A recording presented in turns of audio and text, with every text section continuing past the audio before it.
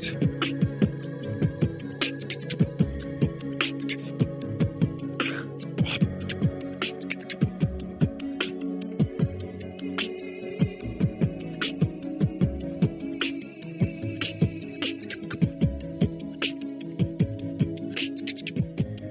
Welcome to Warcraft Reloaded, a podcast brought to you by Mash Those Buttons, covering World of Warcraft Classic and its community. I am Bobby, also known as Blazing Bob, and I'm joined by Mel, aka Melarina. How you doing? Hi, I'm good. Good deal, good deal. And we're also joined by Table Slam. How you doing, bruv? What's going on? Good to be back. Always good to have you. And we're also joined by San Medina. How you doing? Boys? Doing good? Doing very good. Good deal, good deal. All right, I think I got you guys at good volume levels. All right. I say Sam's also sounding good with that new mic. Right? New Took audio setup. Took a while. I paid a guy $15 on Fiverr to set it up, and he scammed me, so I had to spend a day on it. Oh, that's great. That's great. All right, well, I'd like to start the show off by thanking our tank patrons in Croxford, Turtle Whale, and Braxton. Thank you for your support. I'd like to mention that we do the show live on Twitch, twitch.tv/BlazinBob. That's BLAZZINBOB. Come see us live so you can,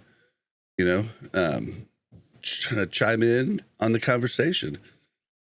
All right, we're going to start off with our comment of the week. We did not get any new voicemails, but if you do want to send a voicemail, it's 816-866-1066 or speakpipe.com/Warcraft Reloaded. We did get, however, a few angry emails. Most of them were not worth reading. They're like the type of like commentary where it's like, you're an idiot, blah, blah, blah. Like there's no real substance to it, you know? So, but there was one that was pretty good. So I turned that one, instead of reading the whole thing, I just turned it into speech via text to speech. So we will do that right after the comment of the week. Then we'll kind of talk about our leveling journey in Cataclysm. And then we're going to have, there's not really any side news, but there's one side thing I just wanted to bring up. That's going to be in the news, but then the rest of the news is all Cataclysm, and then the end is going to be discussion on the raids. So that's going to be our show. Table, as the creator of the comment of the week, do you want to read Mm-hmm. Yeah, sure. Oh, geez, my eyes. Do y'all know of any good resource? Oh, first of all, this comes from Zianal Tori. Oh, sorry. I should have copy pasted that too. I copy pasted the rest of it below it so you could read it easier. But I didn't do his name. Zoom in. It's Zianatori. Okay. Do y'all know of any good resources / vids that cover battleground strategies, particularly Arathi Basin? Not expecting anything SOD specific, but if anyone's talked specifically about changes to strategy as a result of level banding / runes / PvP adjustments, that'd be awesome. I don't really know. There's Arena Masters or whatever YouTube channel, and they usually will hit on whatever classic game is possible or is like popular at the time, and they'll hit on it early. And they'll give some basic tips and stuff. But I don't know of any YouTuber or anything that puts out things that constantly discuss PvP strategies. I think your best bet, and I'll let these guys give you something else too or whatever if they know, but I think your best bet is to find good PvPers on streams, and then you ask them specific questions. I mean, it's super complicated. I remember back when the instance first started, there was a bunch of podcasts about World of Warcraft, OG, right?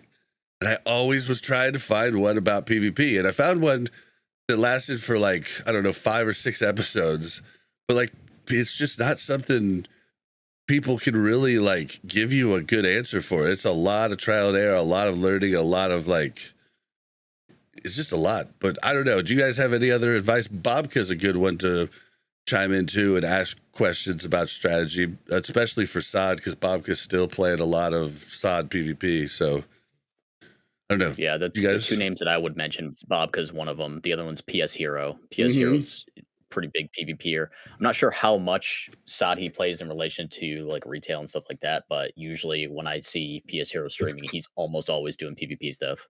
I got my butt kicked by him in AB. Yeah, he's good. He's really good. A month and a half ago, 2 months ago. It was during phase 2. He's a cool guy too. Like he's pretty chill. Sand, you got anything for him?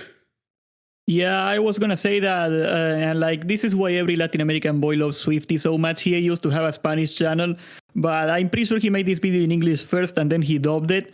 He had a whole series of videos. We're talking like 2014, something like that. They are called BG Fundamentals. He would talk about midfield, defense, all those things. Like the composition is going to be different in Sol because every freaking patch there's a new rune and like there's a new better flag carrier, a new better healer, a new better whatever. But if you actually want to get into the strategy of it, I think it's pretty much the same. And like just check out that series by Swifty, BG Fundamentals. I think it was called that in Spanish. I don't know, but amazing like content. Like you talked about how to actually win every battleground, like the big picture of it. I think it's a really good resource. Yeah, I wish I could think of this Hunter guy's name. If I did the notes right before we started, or else I would have looked him up. But he played I don't know if he's still playing SOD or if he's in Cata now, but like he was Hunter. He did some videos explaining Hunter builds and stuff, but it's also specific to Hunter, you know, like it's so hard to find a one-stop shop for PvP. I think the thing that's more important for Battleground stuff specifically is just to understand the basic like strategy for the Battleground itself, and then understanding which like role fits each job in the Battleground the best, and then you can once you have a better understanding of that, it ends up being somewhat obvious which classes in SOD are going to fill those roles and how easily they'll fill those roles and stuff like that. So like the general understanding of the Battleground should come first, and then once you have a pretty good understanding of that, just after PvPing enough, you'll learn the general toolkit of all the classes you're playing against anyway, just from playing against them, seeing what they're capable of doing, what's easier for them to do versus other classes, and then it kind of falls into place. Well, and sorry, I didn't mean to cut you off. No, I was done. I mean, for people looking for Cataclysm Battleground stuff, that might be coming soon. Like that, there might be like a new creator that comes up that starts talking about rated BGs, because those have an opportunity to become pretty big in Cataclysm. So especially since a lot of people believe and agree that like Cataclysm is a really good spot for PvP balance wise. So there might be a lot more stuff popping up, and I would like to do a PvP. That's usually when you see specific stuff. One. Sorry, I don't want to do my boy Matrix so dirty. One at a time. I don't want to do my boy Matrix dirty. If you want to check out like the details of Cataclysm specifically, like Matrix, he got amazing details on like the meta, what you're gonna see every season. He had a breakdown of pretty much every phase of Cataclysm. This goes like way back. He's been doing Cataclysm videos for like 3 years. Matrix. Okay. Check him out. He's the bad guy from Rocky Ford. If you give me a link, I'll put it in the show notes. So for sure. Yeah, so Table, what were you gonna say? I can't remember. Well, yeah, I've done PvP centric episodes. I do plan to maybe like when the Cata stuff slows down, because I'm still playing SOD PvP, but I do want to do like a SOD PvP episode. I do want to do a Cata PvP episode. The Cata PvP episode will probably be earlier. The SOD PvP episode might just not even be till phase 4, just because that's when we'll be playing, I think, the majority of time in one level bracket. So it'll have a lot more staying power. Will have all their stuff. Like things will stop changing unless, and like other than like set bonuses and stuff, like Blizzard's adding new set bonuses and stuff. Yep. But I remember what I was gonna say is the usually when content pops up, around stuff, it's because it's competitive. And like SOD Battlegrounds without any sort of rating system and it not being max level and everything like that, like most people, I would say the majority of people aren't doing Battlegrounds because they like to compete in Battlegrounds. They're doing it to like get a Wrathy rep or A lot of people are like that. or whatever. Like they're not doing it. They're not PvPing because of PvP. They're PvPing to get stuff for PvE. Yeah. So it's not as competitive in SOD as it is in retail or in Cata because it's just not the same type of people that are playing it. Like the level of competition and the competitiveness just isn't the same. Yeah, which is probably why, like my little group, you know, me and Lubes will get a group of 5 going and we just don't lose because we're doing it because we love it. And we're doing it, you know, we're sacrificing guarding and everything else, you know, things that other people don't want to do because they're trying to get their honor. They're trying to just like, you know, and they're also not PvPers. So I think that's why we have so much success over there. I think rated Battlegrounds, not so much success probably, but that's why fundamentals are so important. Because even if you don't have the best players in your pre-made, like putting your people where they should be is like such a edge against any other person, like with randos. Like if you get 10 people that will go where you tell them, even if they're not great, you're going to beat them every single time. Yep. A bad plan's better than no plan. Yep. That's what we always used to say in Overwatch. If someone's willing to shot call, just do what they say. If everybody does that, you guys might just win. Okay, well, hope that helped you out. The next thing is our fun email that I've turned into a voicemail. And here we go. As someone whose favorite era of WoW that started in Cata and went till the end of Legion, I think I may unfortunately be done with the show. I can't stand Bob's disdain for Cata. Listening to last week's show and hearing him nitpick all the things he doesn't enjoy was a tough listen. You don't like how Stormwind looks from above? Sorry it doesn't have a giant chunk of coal on top of it like it does in the holiest version of the game you enjoy vanilla. You don't like the... Well, I kind of want to hit this piece by piece. Oh, man. Do you want to hear the whole thing? Do you want to hear the whole thing and then we'll... the chunk of coal thing was gold. Like, Stormwind looks cartoony. I can see why the whole everybody game looks cartoony. Yeah, but I mean... That's the whole aesthetic. Org, I still don't like the do of Org, but at least it looks tough. Like... I can see why everybody went Horde now. Like Alliance looks like little, I don't know, wimpies. I don't know how to say it better, but wimpies. Yeah, we cannot say that on stream. Yeah.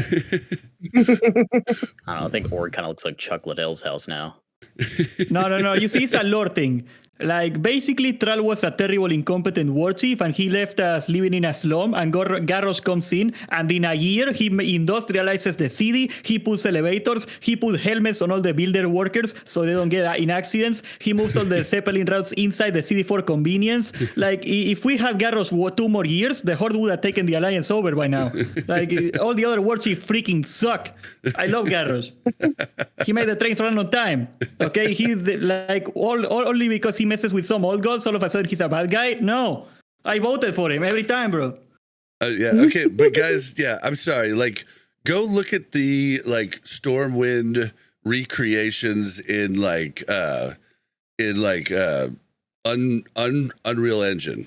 That looks like a Stormwind I can respect. Like even Skyrim or even Oblivion, like their castles were more respectable in my eyes than like the way Stormwind looks now. It's so weird to me. It's just an overall art style thing more than anything else. Yeah, and that's what it changed. I don't know why the art direction kind of changed when they changed the world, but I wish they would have stuck more to traditional. But yeah, I'm sorry, man. The problem is the polygons. Like, the cartoony style looks amazing on low polygon graphics because, you gotta be cartoony. It's never gonna look realistic. But when you put, high definition on the same cartoony style, it doesn't work anymore.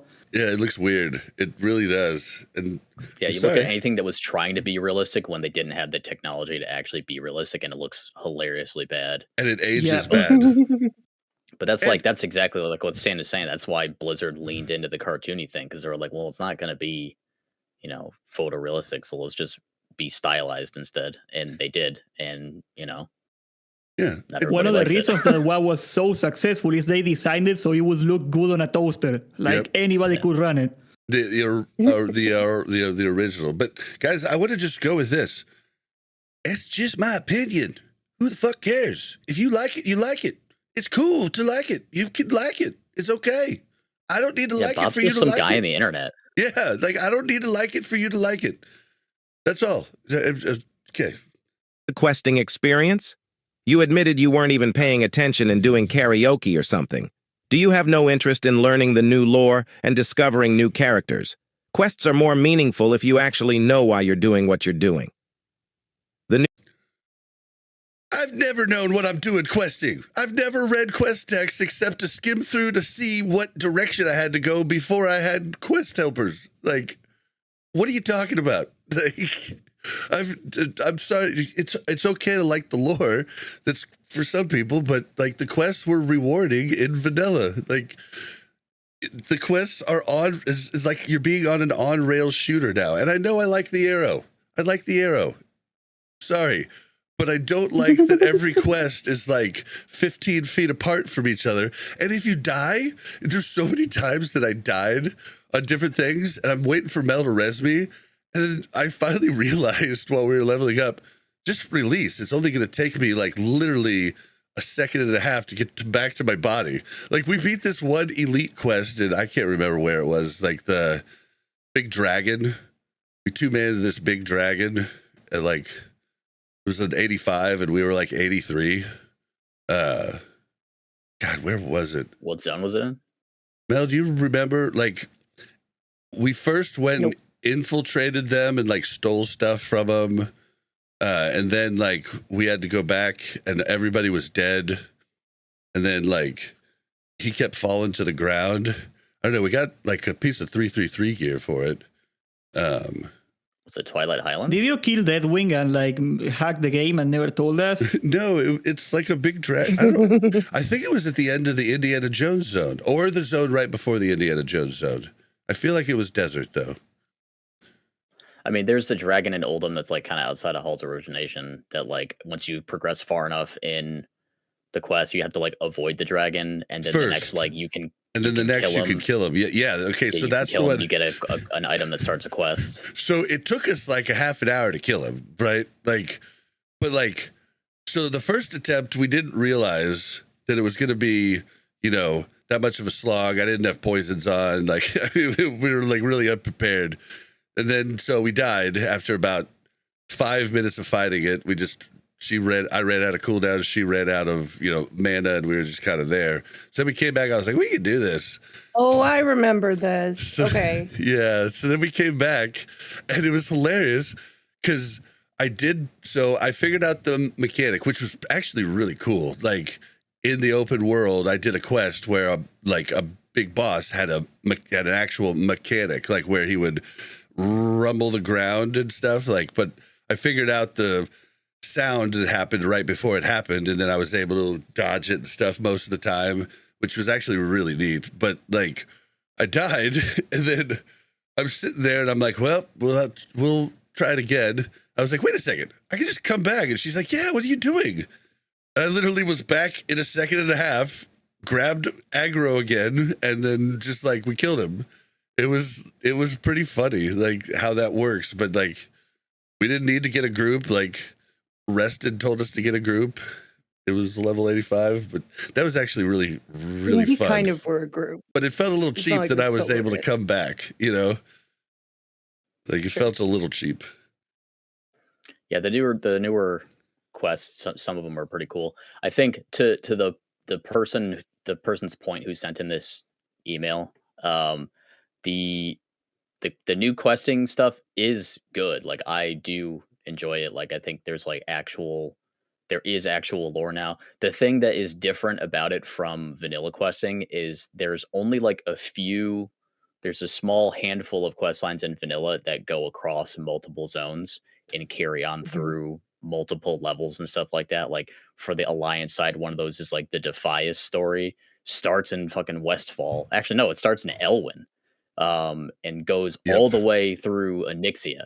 Yep. So like there's one through line. Cordelia's side, riddle is one that goes all over the place. There's a few that are like that, and like Horde side, there's a couple like pretty much the attunement quests usually go across multiple levels or multiple zones, stuff like that. But that's few and far between. There's like most of the zones are pretty self-contained. Yeah, remember Garros? He started in TBC. It was like a whole thing. So I need to ask you guys something big, because like I think the questing would have been a lot more enjoyable for me and Mel. And we feel like it's a bug, but like we were in a hurry to levels, so we didn't like mess around or look and figure it out. We figured it'd be a good thing to ask on the podcast. So there's a ton of cutscenes, right? A ton of cutscenes. And first off, I think I figured out the problem because it didn't happen to me after I made the change, but Mel would get these cutscenes and I would get these scenes where I'm looking at a wall.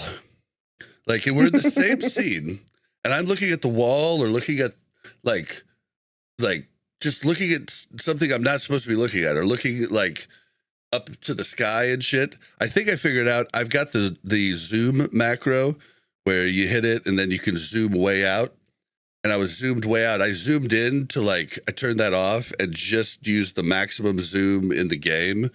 And that seemed to fix it. I never had a problem again with looking at a wall or looking at up in the air. But our cutscenes were silent movies. Were your cutscenes silent movies? Like literally not, like maybe one sound of like an engine or something. And that's it. Not even music. Nothing.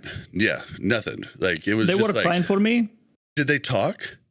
Were they voiced? Yeah, like it was hilarious because I got this transmog of a homeless guy. So I'm a guy with a plank with a nail on it. And they're like, oh, adventurer, you saved us all. How can we thank you? And I'm just like there with like a silly helmet and I got a plank with a nail on it. And I'm like.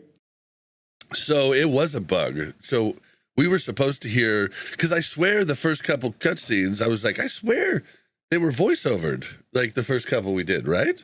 And she's like, yeah, I thought so too. And then we're just literally watching silent movies. Audio settings.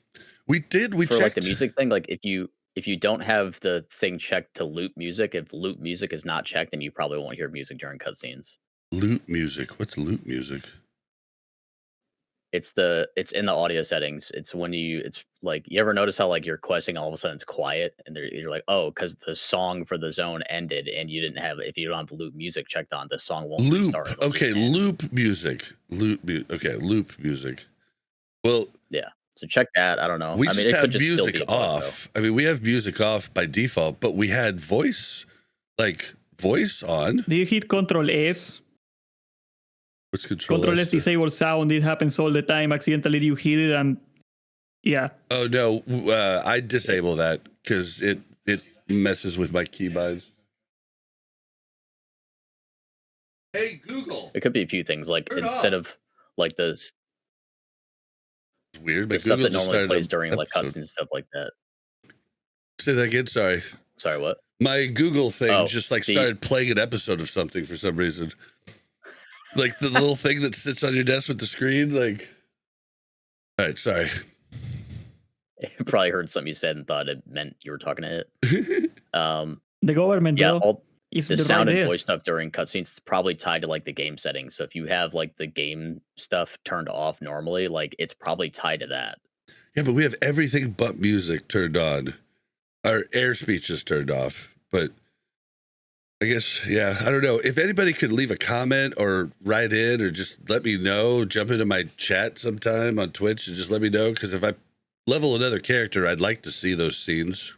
Or even just, like, Mel loves questing. So if we just keep doing and we finish all the quests everywhere, like, I'd like to see the cutscenes. So, yeah, let me know, please. Yeah, that was the first thought that I had when I first like heard the, the text to speech thing talking about like, oh, don't you care about blah, blah, blah. It's like, well, for most people's first character they're getting to 85, they don't give a shit about any of that. Like even like they just care about getting to 85 fast so they can start doing end game stuff. Yeah, I feel like we should have skipped them. This is how I do things normally anyway, is like I rush my first character, or at least try to rush my first character. And then the second character I level, usually it's like a farm alt, or sometimes it's just like an actual, raiding alt or whatever.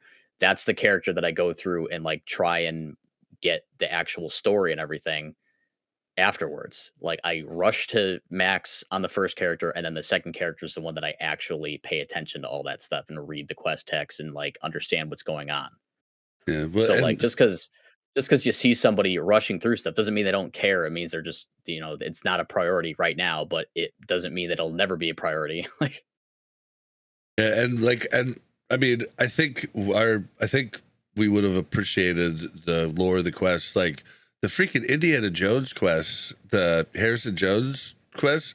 That was so fun, and I feel like if we had like, if we had like the audio, it would have been a lot cooler, and it would have been a lot more dramatic. Yeah, because the whole time we were like, this is so weird. Like, I'm watching this like really cool cutscene with like chat bubbles, and like it just takes you kind of out of it, Oh yeah, I mean, there's this some of 'em are character like that. Bud that is in every zone, and it's like a silly voice. He was dubbed by the same guy that did James in Pokemon, the TV show. Like the whole Oldham quest line is top notch, dude. Yeah, I Some of really those enjoyed Oldham. Some of those cutscenes are like that, though. Like not all of them are voiced. Some of them literally are just chat bubbles. There's only a few that are actually like Stone Talon is voiced. Still, it would have been nice to have sound effects and stuff. Like it was really weird. It was like there was a filter over it. We'd hear like a little sound every once in a while of like the wheels crackling while you're on a cart or something. Like it was really bizarre. That's definitely, some of it's not a bug though. Like some of them aren't voiced because like back when they were developing and stuff like that, so many resources went into like the actual like redoing the whole world and everything like that. They like ran out of time and budget to like if they had done all the voice lines, the file size would have been huge. Like if you ever played any other games that have things fully voiced, like Final Fantasy 14, even that game isn't fully voiced on all the cutscenes, and it's still an enormous game, like file size wise. It's huge because of how much voice acting there is. Same thing with other games like Mass Effect. Like Mass Effect is huge. Like it's kind of on the older side now, but it's still enormous. Like it's surprisingly big for a game that came out in the year that it did. So Like GTA San Andreas, they were running out of space in the DVD for the voice lines, and that's why it has like such insane loading times back in the PlayStation 2 games. They had to compress the audio with like some insane arcane technology to feed all the content on it. Like it takes a lot. yeah, so it's almost definitely related to that, and it's not, that's got to be the main reason. But yeah, like some of it, maybe some of them are supposed to be voiced, and you encountered a bug, but a lot of them just aren't voiced because it would have just been too big. Yeah. Well, I'm basically it's a very different experience than prior. So it's just a little like whoa, and like just the escorts being like Mel would be walking off. I was like, we got to do the escort, and like I'm like, oh yeah, she's in her own instanced escort. Okay, so I need to do this escort now too. It just feels weird. Yeah, the questing experience is definitely, it's like, revamped is definitely the right word to use. Like I was saying earlier about how like there's only a few vanilla quest lines that go through multiple zones and multiple level brackets and stuff like that. Like Kata has a pretty, I don't know if I would say cohesive, like all-encompassing thing, but like the quest line for each zone usually carries into another zone. Like there's breadcrumbs that go to the next zone and stuff like that. So it's like there's an actual story. Every zone has an actual like story to it that is the whole zone story. Whereas in vanilla, it's like different quest hubs have a story. And even TBC quest hubs have a certain story, and you'll get a breadcrumb that goes to the next quest hub. And then that quest hub has a story that's like kind of related to the previous one. But in Kata, the whole leveling experience, each zone has a specific zone story that you play through. And if you're following It's very it, linear though. yeah, if you're It's following very it, linear, super right? linear, It's like, and like you only have 3 to 4 quests at a time, right? Which was manageable but weird, also, Yeah. That's kind of like it being as linear as it is kind of like a byproduct of them making each zone have its own story. Whereas like, what was really weird was like and it wasn't bad, it was just strange, but like when you complete a quest, like something would pop up for you to like complete it and then accept the next one. I was like, Yeah, to what? not have to go all the way back. Yeah. It was just weird. Yeah, it's the first time that they really did anything like that. I think there's like a couple of quests that were like that in Wrath, I think, maybe. But it's definitely like it's a regular thing in Cata now. Where Yeah, like that'll for you sure. can expect that to happen. And then if for some there was a couple times like on launch night, there was like a couple quests that were a little bit on the bugged side where the thing would pop up and it wouldn't let me do it, and I had to go back to the quest giver anyway. We had we had a lot, and it might have been because we were leveling duo. We had a lot of instances where one of us could see the phase, like one of us properly phased, but the other one didn't and couldn't see the thing, and we'd have to. It was a pretty quick fix most of the time. You fly to the zone next to it, land, fly back, and then it's there. Almost That most of the happened to me time. the most in Oldham. Like Happened to be a ended up going, lot like, in Oldham. like the north part of the zone, like the northwest part of the zone, where you have to go to the guy at that camp or whatever that's in the tent. Like he wasn't always there. I had to like fly over to AQ and then back, and then he was there. Like Yep. there was a lot of that stuff going on the first like week.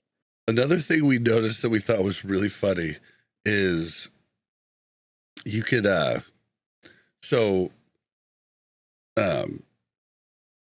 so during questing, anytime there was like a pick this stuff up off the ground, it felt like all the mobs were just being controlled by other NPCs that were either neutral to you or friendly to you. So like you didn't have to like kill mobs to pick up things, like to pick up gather quests. Oh yeah. Like mobs were just fighting other mobs the entire time, and then like even kill quests, you were like, oh, okay, so I could just jump in and kill as many of these as I want, but like they're not going to overwhelm me at any time because they're all being tanked by other mobs. And then even gathering quests, like I'd have 3 mobs on me, and you gather so fast, I was able to just pick up the gather stuff prior to killing the mob, which I guess people might say is a better thing, but like the stress of like someone standing next to you that might steal your fucking pickup thing wasn't there, like it You can sneak it in. It's fast enough you can sneak it in between swings. Yeah, it's so fast.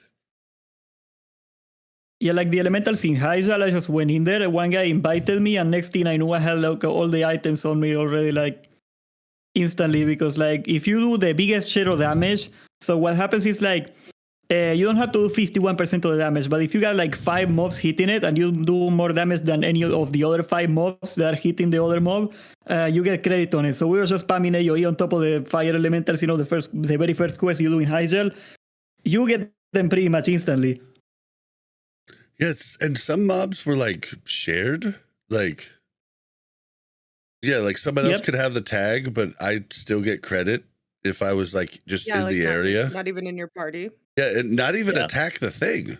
Just like somebody else. There's a few that are like that.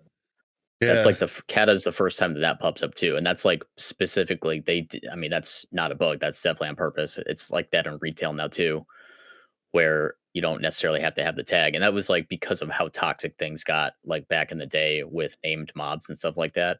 Because it got to the point where people were farming named mobs because they dropped more gold or they did more. It was still worth it to kill the named mobs even if you weren't on the quest anymore.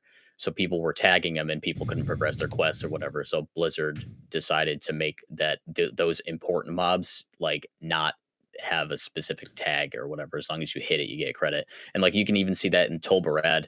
You can run around doing your Tolbarad dailies and then not be in a group with anybody, but the ones where you gotta like kill, in the prison areas where you gotta kill the named mob and loot the thing from it or whatever, like Svarnos or the Archmage or anything like that. You can, even if somebody's already fighting it, you can still hit it and then loot the thing. And I think that's a good change. I think that it's good that it did that, because otherwise you'd have like a billion people camping the room 24/7 trying to get their tag. See, and I think a lot of people think it's a good thing. I would argue that it's not a good thing, that the friction in an MMO is what makes it meaningful and makes it like, yeah, we got him, like And that's like, you know, sometimes some things are not doable. Like, because the other faction, whoever, they're better and they have more people, and like I'm okay with that. Like, but a lot of people aren't in this day and age, especially people that don't have a lot of time to game and stuff. So I totally get it, but I do think it kind of cheapens the whole process. So, but all right, let's go on to the next. New talent trees were another gripe you briefly mentioned. I'm so tired of hearing this complaint from people. Sorry they trimmed some of the fat and meaningless points you had to spend, as if anyone was seriously making a tough choice and not just following the same cookie-cutter build someone simmed. The fact that you felt too overpowered at 81 after complaining that you should be rewarded for putting time into the previous expansion to earn that power was actually insane to listen to. It wasn't insane, bro. I was talking about being raid ready with Nax gear, not being quest ready from 80 to 83. Like, shut up. I'm sorry. That one I'm not going to give you. Give this guy a talk show. Yeah, I'm not going to promote this guy. I'm not going to give him shit. Like, that's such a dumb comment. Get him here tomorrow, man. Such a dumb comment. Sand seems to like it though, but yeah, I don't agree with any of it. It just makes for really good TV. This is like hilarious. It's just like, bro, you need to listen to the entire thing. I was saying I wanted to be raid ready with Nax, like with Biss, Nax, or not Nax, ICC, her heroic gear. I feel like that should be equivalent to like the first tier raid gear. Like, just like it was in TBC. Like, I thought that was a good thing that everything was a side grade in TBC for people that had full Nax gear. I thought that was a good bonus for them to get into raiding right off the bat. Like, and also just get other people who re-rolled gear a lot faster because you didn't really need to take the gear. Like, so, no, I wasn't talking about the leveling process, but that was crazy. At 80, I had 65% crit, like 30% hit, like my dual wielding like had no hit penalty. Like, I passed the 27% hit penalty on dual wielding. Like, I was a monster for like 2 levels, and then by the time I hit 85, I had like 15% crit. Like, it's like all new gear, and yeah, it was like, it's crazy how different it changes with like the way it scales the points as you level up. You just basically get weaker as you level up, which is not a good design. So you can eat me on that point. I think it depends too, because like back the old style, like, you know, wearing tier 3 and Therazane sort of thing, like Blizzard specifically didn't want that to happen again. So it's like a design choice from Blizzard from back then, that they didn't want people to feel disadvantaged just because they hadn't been at the top tier of rating in the previous expansion. So it's I like, know. They wanted everybody to have a trophy, right? You get to 82 and you're replacing your ICC gear. Trying to get new people into the game, right? Also, I feel like not upgrading your gear throughout all of the leveling process doesn't feel great, right? Like, it's like, oh, okay, I don't have any new gear. I'm just getting all this stuff to sell. You know what I mean? So yeah, but Zunder in chat's like, yeah, but it did feel bad replacing Shadowborn at 82. You know, like it's like, but yeah, just like it felt bad replacing Warglaives at 74. Just like it felt bad at replacing Thunder Fury at 68. Like, shit, dude, I don't know, man. People it's still normal. using Warglaives. At least we can transmog it now, you know? That was a change they made for Classic. It's just a difference in the design philosophy from back then to now. And it's just the whole, you know, Bob prefers the old philosophy, and yeah, I'm a classic Andy, guys. Like, and it's okay. Left this, you know, email / AI voicemail is, you know, on. Is a retail Andy. That's all. Or he's a retail until Legion Andy, right? So that's his. World Classic, baby. Oh, that's his. What is it called? He, she, her, him. That's his. What's it called? What do you call it? She, her opinion. No, that's his acronyms. We're not going to go there. Whatever. I'm a classic Andy. Playing with fire, Bob. I don't care. I'm a classic Andy, and like that's like a classic nerd dork. That's me. You're retail. It's okay. I feel like you get really hung up on things in Cata that you perceive as annoying, while if it was in SOD, you'd be doing backflips to justify why it was all right. I feel Not true. I bitch about SOD too. It's just SOD has less to bitch about. like there's a bunch of preconceived notions, like you've already resigned to the fact that you're only gonna raid because you've made up your mind. Leveling isn't fun besides not engaging in it. You like PvP, but for some reason have no interest in Cata PvP, despite it being in a great spot, balance-wise. You say you've been listening to the show for a long time, and I'm going to call you out, bro. You haven't. I am interested in Cata PvP. I am interested in rated battlegrounds. I don't need to like jump into it right away.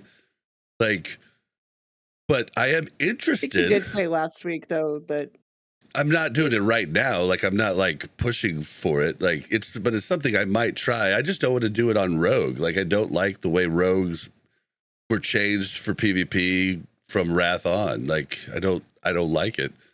I guess I could. You don't like putting poisons on people and running away for 40 minutes? What is wrong with you? Yeah, and waiting for all your cooldowns to reset and resetting and yeah. Come on. But I've absolutely, if you've listened to me ever, I've said many times, absolutely loved BGs as a disciplined priest in Cata. So like healing along with doing damage to heal, like I was having a blast. So that is just not true. I think it's just because things are different now. That's all. That's really what it boils down to. Is like enough stuff changed in Cata that like all of our or a lot of our previous game knowledge from how the game used to work, because it worked a pretty similar way from vanilla through Wrath. Now some stuff is different, and it's a bit of an adjustment. And not everybody is happy about the fact that all of their accumulated knowledge, some of it is worthless now. Very good point. And like, yeah, like. I'm and no like, just longer because an somebody's informed upset that their game opinion. knowledge is, like that's not a bad thing. It's like Bob will get used to it. Just because he's just upset now, he'll get used to it and it'll be fine. And you making good points at why it's good could help me get used to it. I wouldn't even have played Cata at all if it wasn't for Scotty J and Willie talking me into it almost 2 years ago on the Do We Want Cata episode that came even before Wrath dropped. So, yeah. So, I mean, like, I'm giving it a chance, bro. The straw that broke the back for me, though, was when you guys were talking about the guild perk changes in Cata, and no one knew that the perks were just baseline now. And I thought, what am I even listening to this show for? It's not informed opinion anymore. Anyway, thanks for reading all this if you did. Signed, a lame Cata enjoyer, Mill J. I'll make the argument that it's never been an informed opinion on this show unless we have an informed opinion guest. So, shit's the same, bro. I mean, we didn't act like we knew a lot about it. Like, I know way more. Sorry, go ahead. No, I'm just saying we didn't portray that we were giving you information about Cata. We were discussing why, like, what the differences were. And I didn't think it was baseline. I thought it did determine, it was dependent on your. It's your rep in the guild. We know that now. When we recorded this, man, like, Cata had been out for 2 days. Like, and this show has never been a big PTR show. Like, we're always a after the fact show. People like Scotty J are in front of the thing. Like, they're playing private servers prior to Cata even coming out. Like, that's their stick. Ours is the after the fact stick. That's always been the way we've done it. And yeah, like, we didn't know that. We found it out that night after we recorded the show, and that's a good change. It's basically your time with the guild, but there still is things that your guild has to unlock, right? Like, there is like someone was trying to fish 1,000 fish in our guild for something. Yeah, we need the feast, bro. The feast is insane. For the feast. Like, so. Yeah, there's some stuff that's locked behind guild achievements and whatever. Yeah, it's not all completely like baseline. So, but like, yeah, as far as informed opinion, like we told you last week, we don't know. Like, we don't know. I even said, there's been a change. I heard of a change. I don't know what it is. Can someone write in and tell us, or can someone say? I mean, sorry, man. I did appreciate your email, though. It actually gave good points. It actually gave counterpoints. They were a little snarky. That's okay, though. They were another good. One. Yeah. I need this man in my life. They were good. Like, no, I was going to say, I think the problem is like a expectation thing. Like, I see this a lot. Like, for whatever reason, people see a video and they see you putting a graph behind something you say, and they just assume you know everything. And like, when like it comes across that like you have like something that you don't know, it's like he makes videos. He's literally God. How come he doesn't know that? Sad, it happens a lot. It was hilarious. So I'm raiding in Hammer's Hammer Dance's 10-man group, right? They're real chill guys, and they have the kind of same goals as me, and we're like, didn't have to have everything super sweaty on the first week and everything. And so we're working on one of the bosses, and he's watching one of your videos. He's like, well, San Medina said this, but it's obviously wrong. And I was like, I'm going to tell him. And he was like, oh, what part was wrong? I forget what it was. We did the beta. Like, some of the footage, Hammer is in that footage. We did the beta. I did the whole raid testing with Hammer. Yeah. Well, it wasn't Hammer that said it. It was somebody else. But like, it was basically a difference between 25-man and 10-man. So you weren't wrong.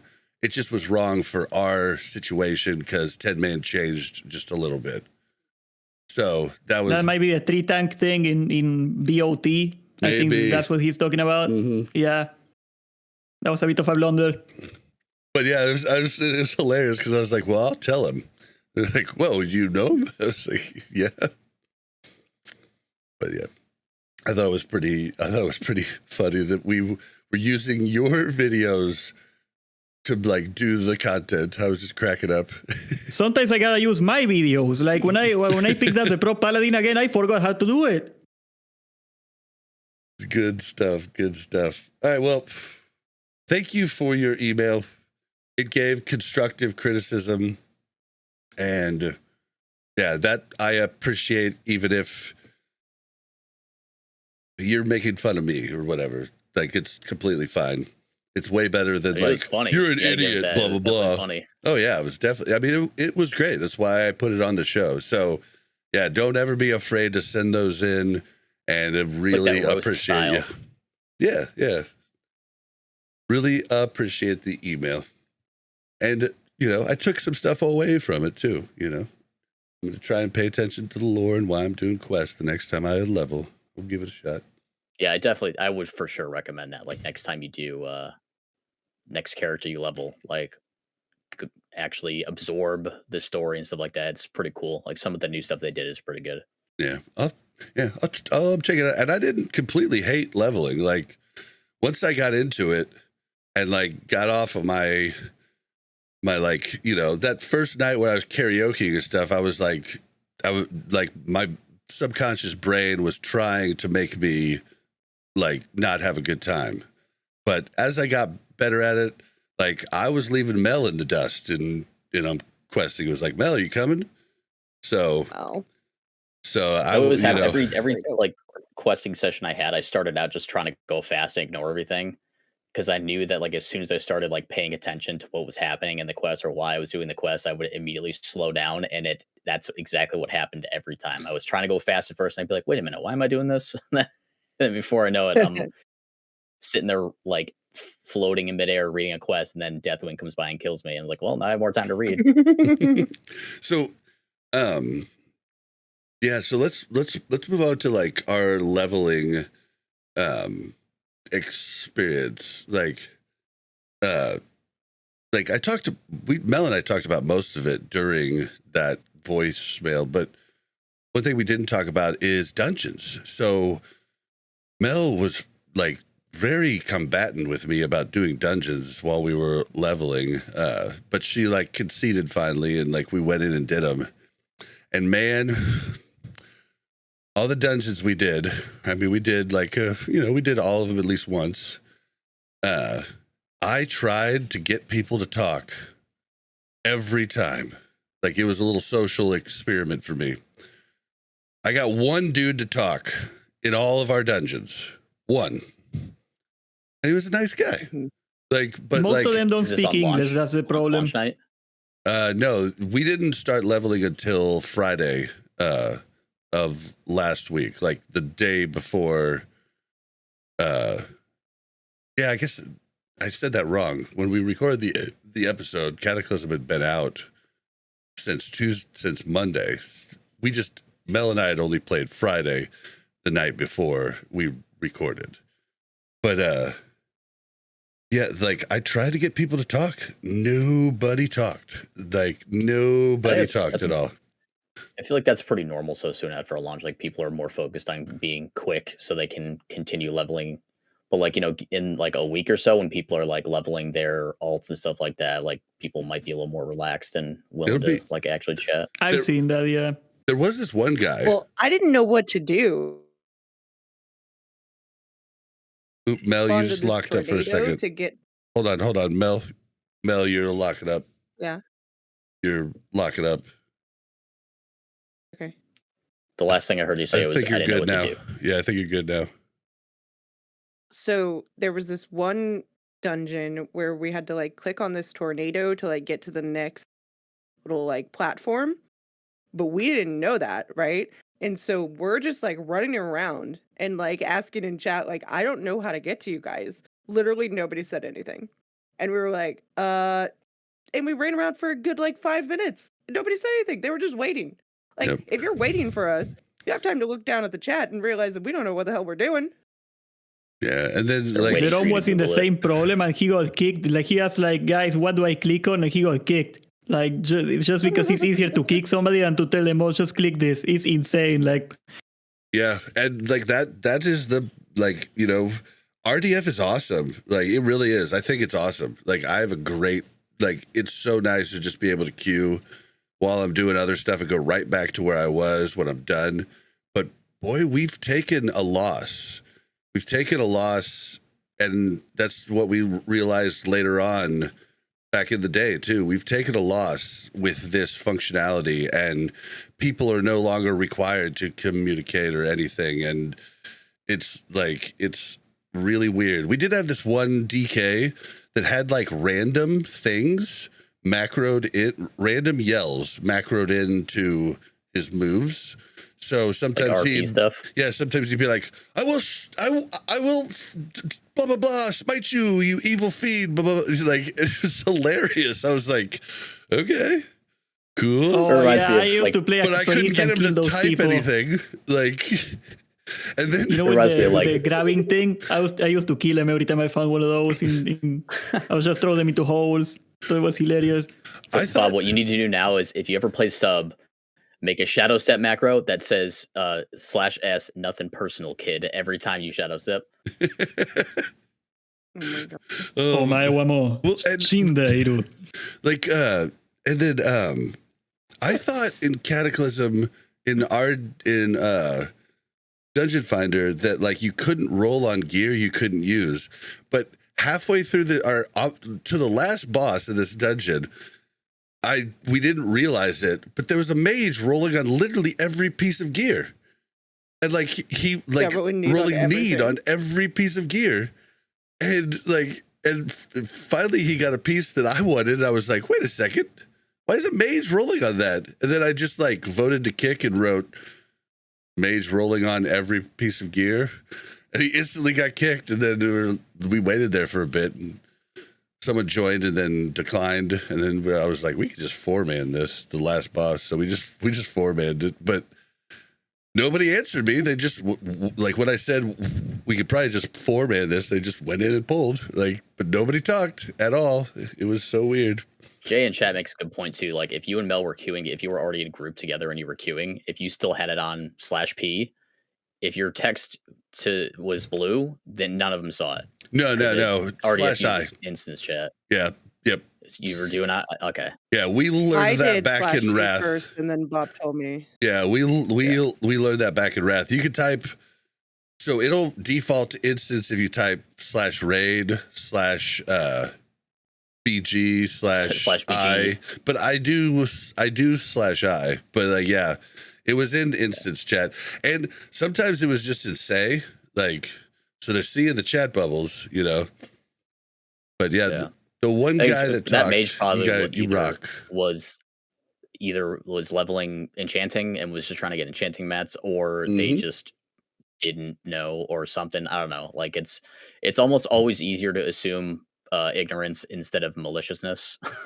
So hopefully it was just somebody who didn't know what they were doing, as opposed to somebody who specifically was trying to take everything for themselves so they could DE it or whatever. But, you know, anything's possible, I guess. I think the DE button needs to come in if we're going to be doing this, like, because that I feel like the DE legit. button only benefits people who aren't enchanters. Like, if you are an enchanter and you just greed roll on stuff, then you get the mats for yourself. All of the mats for yourself, unless you agree ahead of time to split them with everybody or whatever. But, like, if you're an enchanter and you're running dungeons specifically to get enchanting mats, it does not behoove you to have the disenchant button, because then other people can get the mats. Well, and enchants are absolutely absurd right now, price wise. Like, I ended up putting berserking on my weapons because I was like, I'm not spending $25,000 on a fucking landslide enchant. So yeah, it's just like, it's just a little weird. But what was your guys' leveling up experience about? Or like, how did it go? What'd you do? I went into Bashir and I was like, come on. And for 2 hours, it felt like 20 hours. And as soon as I got up to Bashir, it was pretty good though. Yeah, Bashir's not as bad as everybody makes it seem. Like, it's worse. What is Bashir? This is the underwater zone. Oh, I didn't do that. The story's all right. It's like, it's interesting. Like, the story leading up into the dungeon is a pretty cool story, and it makes, like, if you actually like absorb the story and everything like that, it makes you sad that they didn't take it any further than that, because like at the end of the dungeon, you know, you're fighting, what is it, Ozomat or whatever is the giant. You know the story behind that, right? And then the storyline just kind of ends there abruptly. Well, like, you could tell that it was supposed to be continued, but like they just didn't, and it's just kind of sad. Like, it was a cool story. Like, the whole zone leads up to that, and then it just kind of trails off. It was supposed to be tier 12. They were supposed to do an underwater raid for tier 12, and then they found out that everybody hated that zone, and they didn't. That's the lore behind it. Dude, I mean, I don't think it's not as bad as I remember it, but maybe that's because I'm a druid and I was just, you know, extremely fast seal the whole time. I'm telling you, like, I hate underwater shit, and I did that, like, just accidentally did that as my workup spot, like when I was in Cata, and like, I thought it was good. I remember being like, I thought I was gonna hate this, but this is actually great. Like, the mount and everything, and not having to worry about your breath, and I mean, everything. I think the thing that it suffers from is, like, it's the same thing. I mean, it pretty much playing in Vashir felt like you were just flying the whole time, basically, because it's like, that's basically what swimming is. You're you know, it's the same thing essentially. Like, if you have a 310 mount, you're swimming at the same speed that you fly. So it's like you're flying, but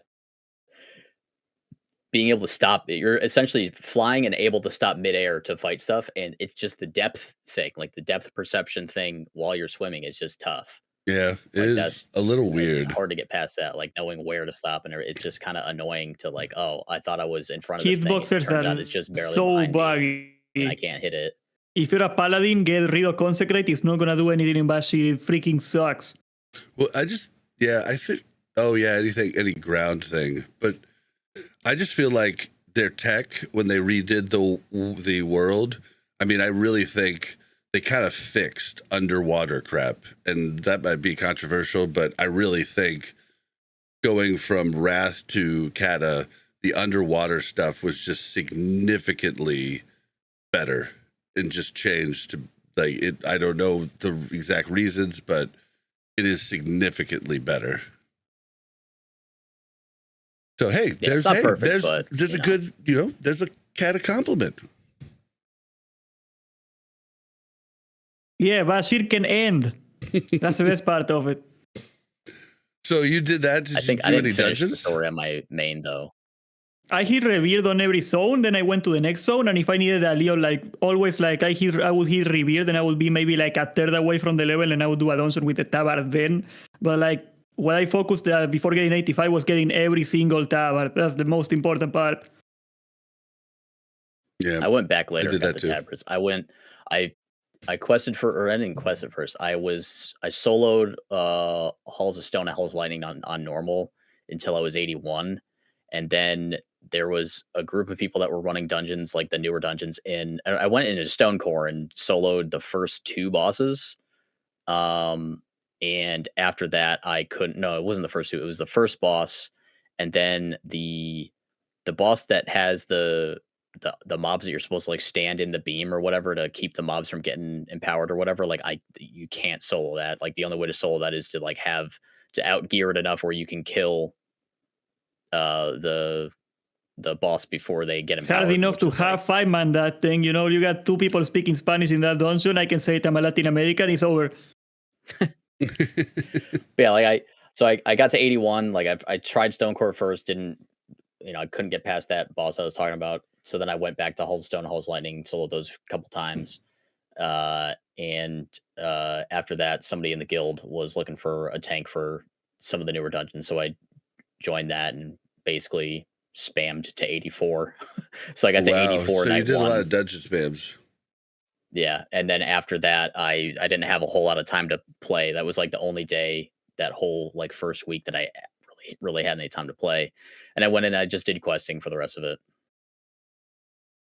Yeah. Honestly, I was 2 days late because I started my character and I was like, I thought I was going to hit 80 before the launch and I didn't. I was like 77. So like I came in a day late and I think that's what made my questing so much freaking easier. Like nobody was bothering me at that point. Oh yeah. Yeah, you weren't having to compete. Yeah. So we were questing Friday for the first time. And I remember Shaka Zulu, who was on the show last week, was watching us. And he's like, he was mad because like there were all these different quests that like were easy as pie for us, but horrible on launch for him. Like where you had to get the bears out of the tree and drop them onto the trampoline. Like that was just hell for him. So funny. And we got that's done. Honestly the main reason to dungeon spam on launches is to avoid the mob and the quest zones. Yep. Yeah. Like we did it. We did that quest in like 3.5 minutes. And he was like, that took me freaking 25 minutes. But like, I guess because it's so linear, like you have to do all the quests almost. Like, yeah, there's bottlenecks. Yeah. But it's not the same amount of quests. It's like, you're going to have 2 to 4 quests at a time. Right. Like, but you have to do those quests to keep moving on. And so that's a little bizarre, but yeah, chat was saying, are you sure you were getting revered in every zone, or you're talking about honored in every zone? Because you get the tabard at friendly. Yeah, no, like the way it works for like me, like you gotta get at least friendly, right? But I worked out like doing it again this time. Like I even said get friendly every zone, but like I worked out that if you get revered in every zone, that is about a level each one.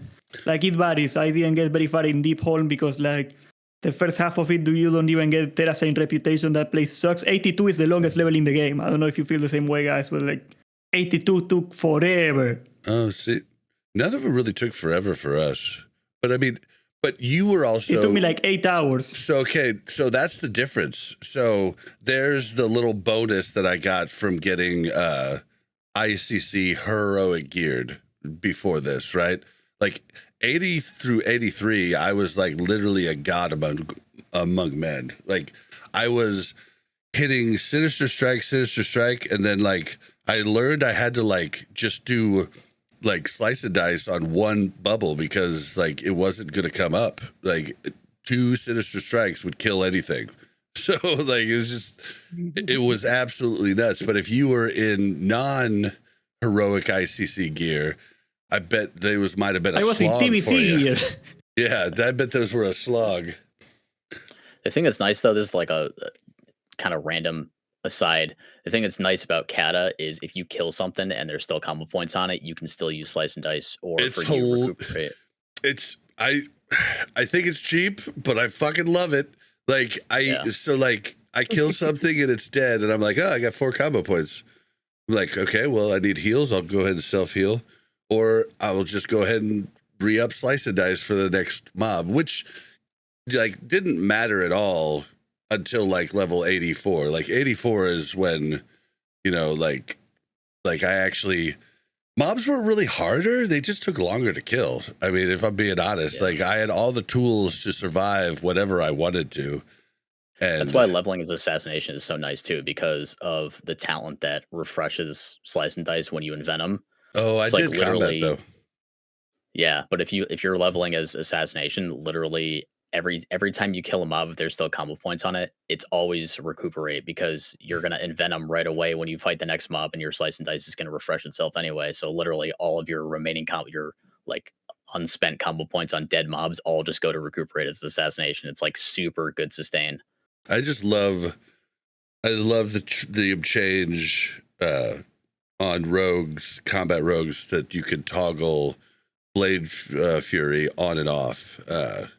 Really had a good time with that, and so I was able to just like constantly cleave a ton of mobs. Like I was, you know, pulling a lot at a time. I still haven't figured out how good slice and dice is. Every time I seem to use it, it doesn't seem to be, or not slice and dice, fan of knives. Every time I seem to use it, it doesn't seem to be awesome anymore like it was. But hopefully that's the way it stays, because like I always thought fan of knives was lame in Wrath, like how we just did it on everything. But yeah, I don't know. It's weird. All right, so leveling was chill. Yeah. Leveling it's just very different. But let's move into time for the news. all right, you Kata fanboys. This is almost all about Kata, but I got one thing I want to talk about with Season of Discovery. This is not really news, but it kind of is. So, yeah, Season of Discovery is literally dying. It's literally dying. Oh my god. Okay, so we don't know the Cataclysm numbers yet, but we do know that the last data taken from Wrath, which would have been the last week of Wrath rating, there were 74,000 people rating there were 51,000 people rating in Wrath. Now, yes, it had been going down every week, just like we always see everything go in rating, because people are selfish. They get their bits and then they quit, and they don't help out their friends get their bits. It's just kind of the way it goes. But SOD, it was down to 74,000 people. And in 5 weeks, SOD's lost 100,000 raiders. And yeah, SOD is like literally dying. Do you think I don't think it's dying. I think it's just in a lull. Yeah, I mean, I think it is is too. Temple anymore. I think it is tried too, out Kata, like it'll be fine. This thing I was talking about before, the clickbaity thing. Will it though? Like, we're in a very interesting spot. We've always seen the same type of drop. Like if you look at the if you look at the graph that was linked, like here, chat, I can link it for you too. Listeners, it'll be in the show notes. But look at the graph for like click Cataclysm and then click all realms. You'll see the 2009 start of Vanilla WoW. Okay, and you'll see how it goes up. It always drops as the expansions go on. But you'll see that it's much more steady across Vanilla and across TBC than Wrath. Wrath was like huge peak during Nax, huge fall off all through Ulduar, but then a huge sustained like gain, like a huge sustained thing during TOC, which many of us thought was like the worst raid tier that there was, but you could do it in 40 minutes. Like, and so tons of people did it with alts. So fast. Like I was running it on 3 characters because of how fast it was. I was running it on 5. Yeah, so like that's probably why. Like when you look at a raid like Ulduar or ICC, it's a long enough raid that like there's gonna be a drop off in the amount of logged kills because it takes longer, so you can't do it in as many characters. So that's always what we see, right? But like we always see an uptick anytime new raid content is out. But what about SOD? Like it's not new raid content. Well, new raid content is going to come out, but it's a whole nother leveling experience. Will Phase 4 actually bring it back? If anything is going to be better than this, anything. Let me tell you that much. For a lot of players, myself included, 60 is really what is exciting about SOD. Like Phase 1 and 2 were more accessible. Phase 1 arguably was the most accessible because you only had to get to 25. So a lot of people were raiding on multiple characters, and also BFD was extremely fast.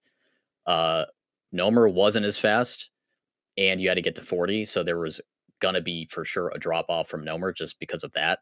And then Sunken Temple, kind of similar length to Nomer, but you have to get to 50. So like there's going to be, no matter what, it's always going to look worse because Phase 1 was the phase where the most people had the most characters rating because it was so easy to get to 25 and get in. Well, so like as it goes on, it's going to keep going down. And then once we get 60, like people will start coming back to it and stuff because we want to see what it plays like at 60 with full runes, with full everything. People want to see what these new set bonuses are going to be like for tier 1. Like they're adding new set bonuses for the specs that didn't previously have set bonuses for all of the tier sets at 60. There's going to be new content, brand new content at 60 that they've been talking about. So like 60 is really where the hype is. Like all these other stops along the way are just kind of like something to do in the meantime. You make me feel better then. You make me feel better. But it's just weird. It's what's weird to me, honestly, the weirdest thing. And I feel like Blizzard, you need to cut a big fat check to Scotty J. Because what's weird to me is how popular Cataclysm actually is right now. It is actually weird as fuck. And it might just be because retail players are a very different category than classic players. Like we follow completely different YouTubers, completely different. There's huge retail YouTubers that I couldn't even tell you their name, like huge ones, right? And well, Cataclysm is its own island. Like I come from the private server community, right? Like I am not surprised it was popular because like for you to get an idea, basically every time there was a private server launching Cataclysm, they were always, every single one of them, over 5k people. Like that's an entire classic server worth of people. That is like it doesn't sound like that's pretty good. No, but it's about. That's a really good size. As big as Vanilla used to be back in the day. It's that's big. a really big size for private servers because you have to jump through hoops with private servers, and there's a lot of downsides. But my whole point is, so we're at BlizzCon last year, and we're sitting there, and they announced SOD, and everybody's super excited. There's like a lot of like hype. There's cheers. There's different things that's going on, and then they literally announced Kata. And I'm not kidding when I say this is no joke. The only person to jump up and scream and yell and like make noise was Crix, period. Not one other person in the entire crowd jumped up. Crix was like, let's go. Like he was so into it. He caught somebody. And everybody else was doing the hand yank gesture. Like nobody gave a shit, right? And like hold on, let me finish. Leading all the way up to Kata, everybody, every classic Andy shit on it like it wasn't like nobody's business. Like we're talking everybody. And Scotty J single-handedly told everybody it was cool, got all the content creators on his side for it, and now it's like popular. It cracks me up. Like, it's crazy. Like, Blizzard, you need to cut Scotty J a big fat check, and cut Go one too, because he definitely helped. It was Also, funny. we love Go. Nobody Go was was not ex- interested at all. And Huh? then Nobody they- was excited about Kata because everybody knew Kata was coming. Like, it wasn't shocking that Kata was announced, right? Like, it was shocking that Sod was announced. That I mean, Like, that's a good nobody point. saw that coming. That's a good Also- point. Everybody knew they were going to announce Cataclysm. But it was hilarious, Mel. You were there. Like, Crix was the only one. know. Like, the crowd was silent except for Crix. Like, What server does Crix play in? Think about that. BlizzCon is in America. Like, I assure you, like, if you were to pull the data, like, almost all the classic communities in Europe, I think that's also a problem. oh, Like, Europeans love Cataclysm, brother. Okay. I don't know. Table, you were saying something a second ago. Was I? Oh. Yeah, I think I was probably just talking about how Crix is just always hype. Oh, okay. I Yeah. know. I was talking about Scotty and Go need to get. Oh yeah, Go kinda was checked. not interested in Kata at all. Like Go was not going to play it at all. But like we convinced him. Yep. I mean, It's I wasn't hilarious. going to Like, play every it at all picture you see either. of Crix is hugging somebody and grabbing them like this in every BlizzCon thing he does. It's hilarious. Oh yeah, we can't wait. We're hanging out with him and a bunch of other people, Jordy and Ompi and a bunch of people. Come Wiki. I should stop naming names because I'm going to miss people. But we're hanging out with them 4th of July. We're excited. Kind of like our own little BlizzCon, but we just get to hang instead of having the event to have to do. Taco's coming too. Nice. Taco, see you there, brother. Sorry, Taco's I the don't chat think for any audio listeners.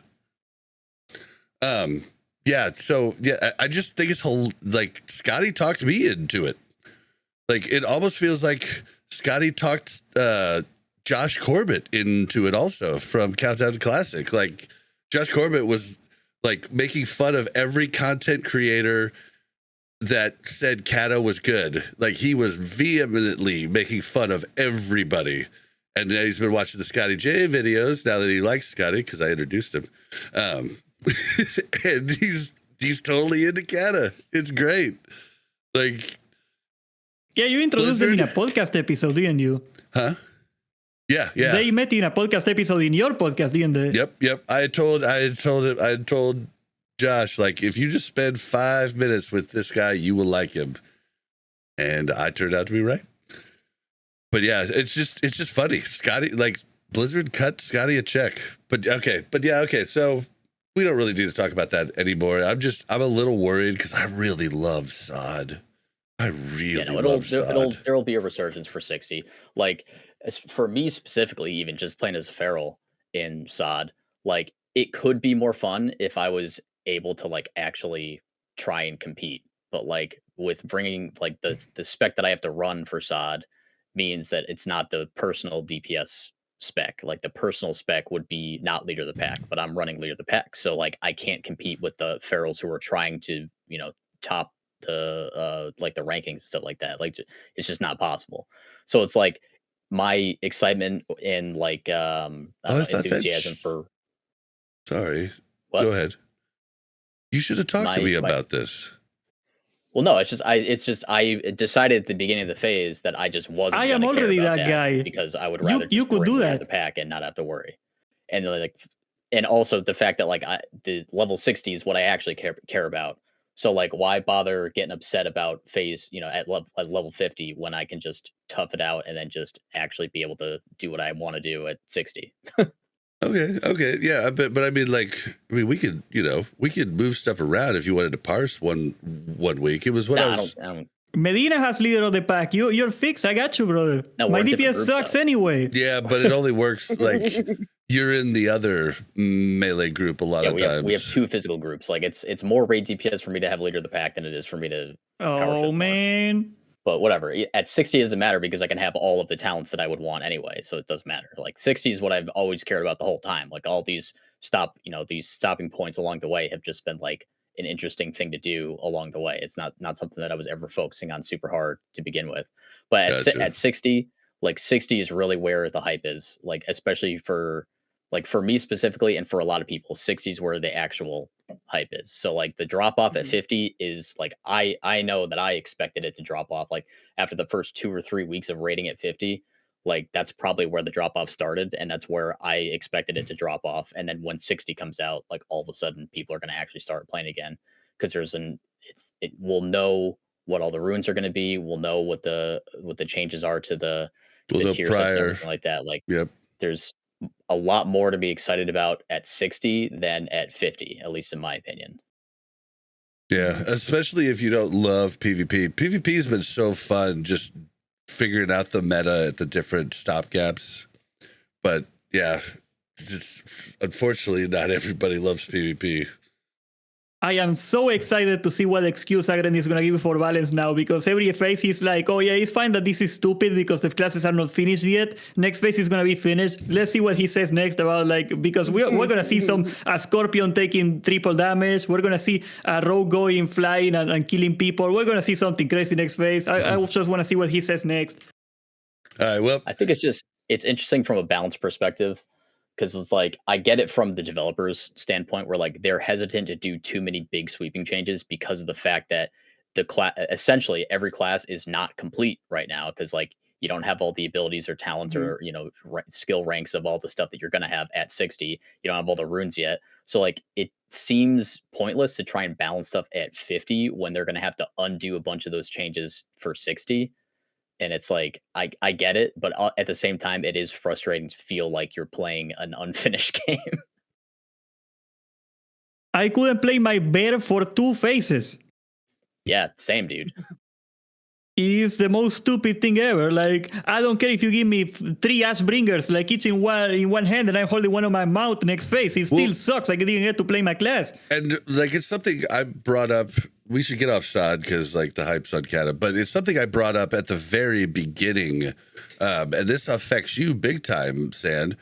I brought up at the very beginning of SOD that the new tanks, specifically the ones that have a rune that gives them crit immunity, is going to be way too overpowered, and warriors and paladins and everybody else is like going to, or paladins. It's just shamans. That's it. The lead shamans of the game. They ruined every other tank. Like, I mean, it's going to be ruined until there's enough defense gear. I am playing the Horde, and if I could delete shamans of the game, I would.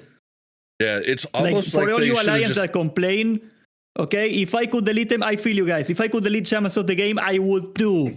Okay, I would rather like a class in my faction. Well, what they should have done, hate them, San, is they should have just given every tank that rune and got rid of defense gear. Bears got it, but like it doesn't matter because shamans got better AoE, they got better threat. They are just perfect. They're just like Jesus Christ, except like they never die. Yeah, and they're able to do that because they're wearing DPS gear, because they have a rune that makes them crit immune. They don't have to hit that defensive thing. So it'll be interesting to see how they smooth that out going into the next phase. I have a feeling those runes are going to change with the gearing, with the gear changes. I have a feeling that your tanks are going to all have to get defense gear. All they have to do is for warrior to give them the rune for crit immunity, and then that rune also makes it so that defense gives offensive stats, and then you're good. Just put damage on Shield Slam. Like, holy crap. Like, free Shield Slam, guys. Free Shield Slam. Put damage on it. Like, nobody ever complained that, like, Shield Slam was too expensive. The problem is it did no freaking damage. It didn't scale with anything. Or Fix that, brother. Why can't Shield Slam be a frontal cone where you're hitting everything in front of you with a shield swipe? I guess you could make a new move. Shield swipe. Like, shield swipe. Yeah. I don't know. We're getting the AoE stone next phase, I'm told. So I think that's why they waited until this. We'll see what we get for runes at 60. Yeah, we'll talk about all this stuff when the PTR and stuff for SOD comes out and stuff. But give a little like food for thought there. The next thing in the news. So Table was talking about, me being in the know, and now I'm not in the know, right? Like so much stuff has changed, and it's very true. And so I'm looking for every type of resource in order for me to understand the changes that have come to the game. And one big change is buffs and debuffs in Cataclysmic, and creating a group that's going to properly give you everything that you need. And Wowhead had an article, on a tool that's been around for a while, but you should definitely try to use it. I'll have it linked in, but it's the raid composition tool, and as you add people in, it's going to show you what buffs you have. Like, for instance, like, one of the things that changes that's really cool is a Beastmaster Hunter can basically, he's the Swiss Army knife of buffs. Like, if you're missing a buff, like, he can like take care of it with the proper pets and stuff, which is really cool. But this will be a way for you to see what buffs and debuffs you're missing with your current comp, whether it be 25-man or 10-man. And 10-man, it's really important. There's a lot less room for air there. So I'll have that in the show notes, and you guys should definitely check it out because it's helping me a lot understand the new idiosyncrasies of buffs and debuffs. Butterflies have interrupts. I do it for the interrupt, okay? Well, dude, hunters can even do armor pen now. Like, they got everything. Warriors Sunder only stacks to 3 now. It's weird, right? Or am I wrong on that? No, it's stacks to 3, and it's like it's Sunder and Expose have always been, shared a slot, but now Fairy Fire is like there's no major armor and minor armor anymore. Now it's just armor debuff. That's it. So Fairy Fire works too? Yeah, Fairy Fire is the same thing as Sunder and Expose now. And King is the same as Marks. They unified a bunch of buffs. Oh, they just shit, man. assimilated them. All right, my raid was doing it wrong. We should have had our Resto Druid putting on fucking Fairy Fire. Okay, well, lesson learned there for next week. Yeah, it's still stacks at 3. Feral has a talent that makes it so when you hit Fairy Fire, it's 3 stacks automatically. Feral stacks. Okay.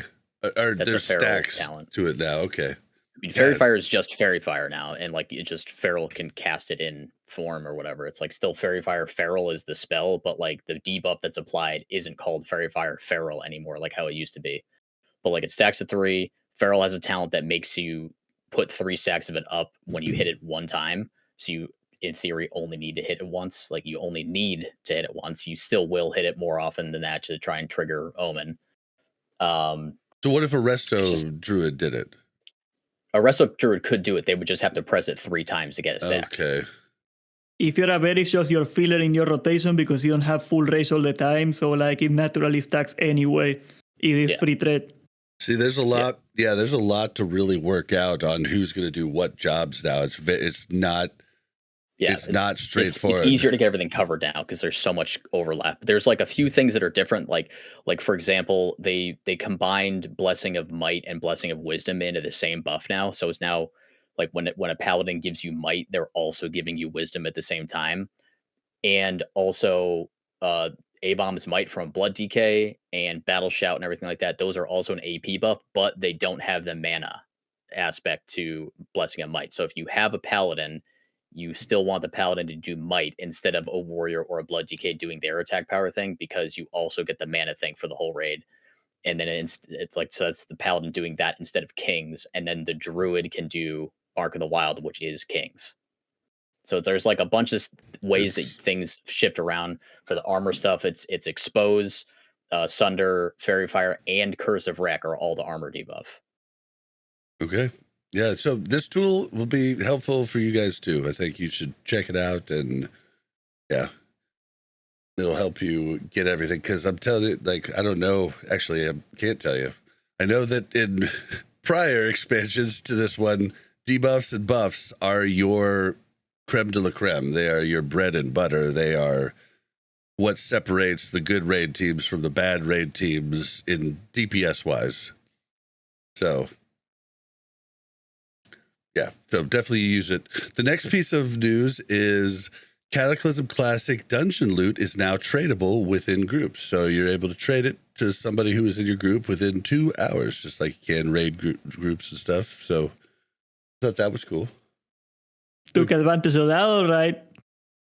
It was a good. I just put it in chat, but I'm wrong. I just went to the actual tool. Cursor Rec doesn't do the armor thing. Okay. I literally took 2 seconds for me to like look. Good before you Yes, I'm get wrong. the angry voicemail, you know. Yeah, Oh, no. it's very, They'll very send it You before told me they you listen like to the Kata, but rest you of say the- recklessness is not the same as Fairy Fire. Yeah, I think Fire, they Fairy got. Fire. Fire Holy, that is Exposed Thunder Stormwind. and Hunter Pet at Corrosive Spit is the other one. Did they get rid of Cursor Rec? It was what somebody thought in my. I It don't know. was what somebody thought in my raid group last night. Is that because I was asking about Cursor Rec? Like, do we I still have use not that? seen a Warlock in Cataclysm yet, guys. I don't think they exist. I haven't either. I don't know what the freak is going on. Like, they were super popular in private servers because they are really good, but nobody wants to play now. What's going on with that? I don't know, man. I don't know. Like, But- you notice that, right? Like, like you go to LFD, you never see a Warlock on it. Nope, we don't have one. But yeah, so They are good, It guys. looks like Cursor Rec is only an NPC ability now. I just Googled it, or not Googled it. I wow-headed it, and the old Grimoire of Curse of Recklessness now teaches Drain Mana and Detect Invisibility, depending on and Health Funnel. Like they changed those item IDs into totally different things now, and Curse of Recklessness is now only an NPC ability. Interesting. yeah, someone was saying that they don't even think it's a thing anymore. So yeah, a lot has changed. There's a lot to like learn. But yeah, so You know what changed? dungeon loot They did tradable. this. Is that good? Oh yeah, it's really good because I get 3 people with it and I never lose a roll to a rando. It's amazing. Oh, That's why I didn't want it in the game. But I'm gonna take advantage of it until they take it away, and they will take it away because I'm gonna be the one that, like, when they take it away, they're gonna say this is Medina's fault. All right, we're 3 queuing from here on out. That way, Yeah. nobody can kick us because they have to have 3 votes to kick. Yep, three And the three rich get queuing richer. from now on. Hell yeah. Okay, I didn't even see Shady that. I didn't even practices. think that when I looked at the news, but It's stupid. It's a stupid system. ooh. Like they put that in retail because in retail you cannot need for stuff that isn't for your class, but in Cataclysm you can. So like that's what happens. If you're a rando, if you're single queuing into a dungeon, you're never getting gear, guys. It's a stupid system.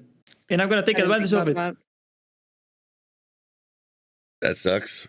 Okay. Up, you heard it here Medina is first. stuck though.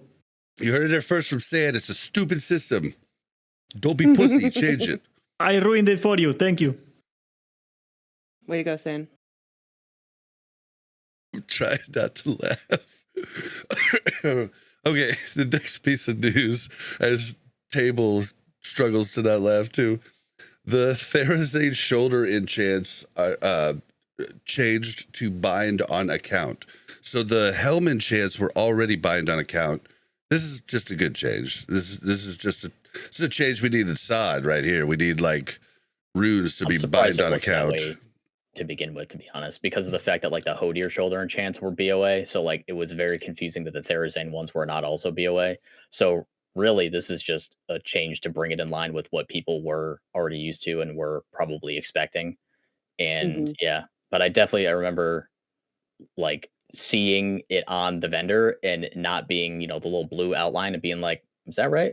So like I assumed that it was going to be BOA. So like that's just a W. Like find Yeah. me somebody who's upset about that. Yeah, I can't Shout out to see a problem Jerome with because he said I'm not gonna get it I'm until sure they Bob make could it argue BOA, and a week later happened. Speaking of which, Jerome has a great video that just came out that everybody should check out about like how to not be, I forget what the title was, but how to not be bad at raids or something. But it points out a couple tools like Wipe Fest, like where you can plug in your logs and it'll tell you like, I could have used that last night when we were doing Ani and Neff. Like it tell you like the bosses are too close together. This wasn't kicked. That like all kinds of things that can help you actually figure out White the Fest is problem. great. Yeah. We've had like we were using it in Wrath for a lot of stuff, but then after a certain point, like we got so used to the fights and we knew what to do that we didn't really like need it anymore. But during Prog, it's huge because they have like these analysis algorithms that'll dig the logs and find stuff that they like the person who developed it or the team that developed it. They went through and they flagged a bunch of stuff to pop up when you plug something in, so it's basically an automatic analysis tool, or like it helps with analysis. It's not going to give you every single little thing, but it definitely helps a lot, especially for like leadership groups that aren't as familiar with digging logs and stuff like that. You can just plug your log file into Whitefest and it'll show you a bunch of stuff to look at, like the big stuff will pop up. Some of the more nuanced things it won't catch. You have to still dig logs to find the more nuanced stuff. But the big stuff will pop up through Whitefest. Yeah, Whitefest is really good. Especially for Throne of the Four Winds, if you are like the guy that's really leading it, because you cannot see what other people are doing, and like that add-on is gonna snitch on every one of them. Yep. It's really hard to poke that raid because you can never know what the other group is doing. Like it's kind of poor design. Because like they are in different platforms and you like literally physically cannot see what they are doing.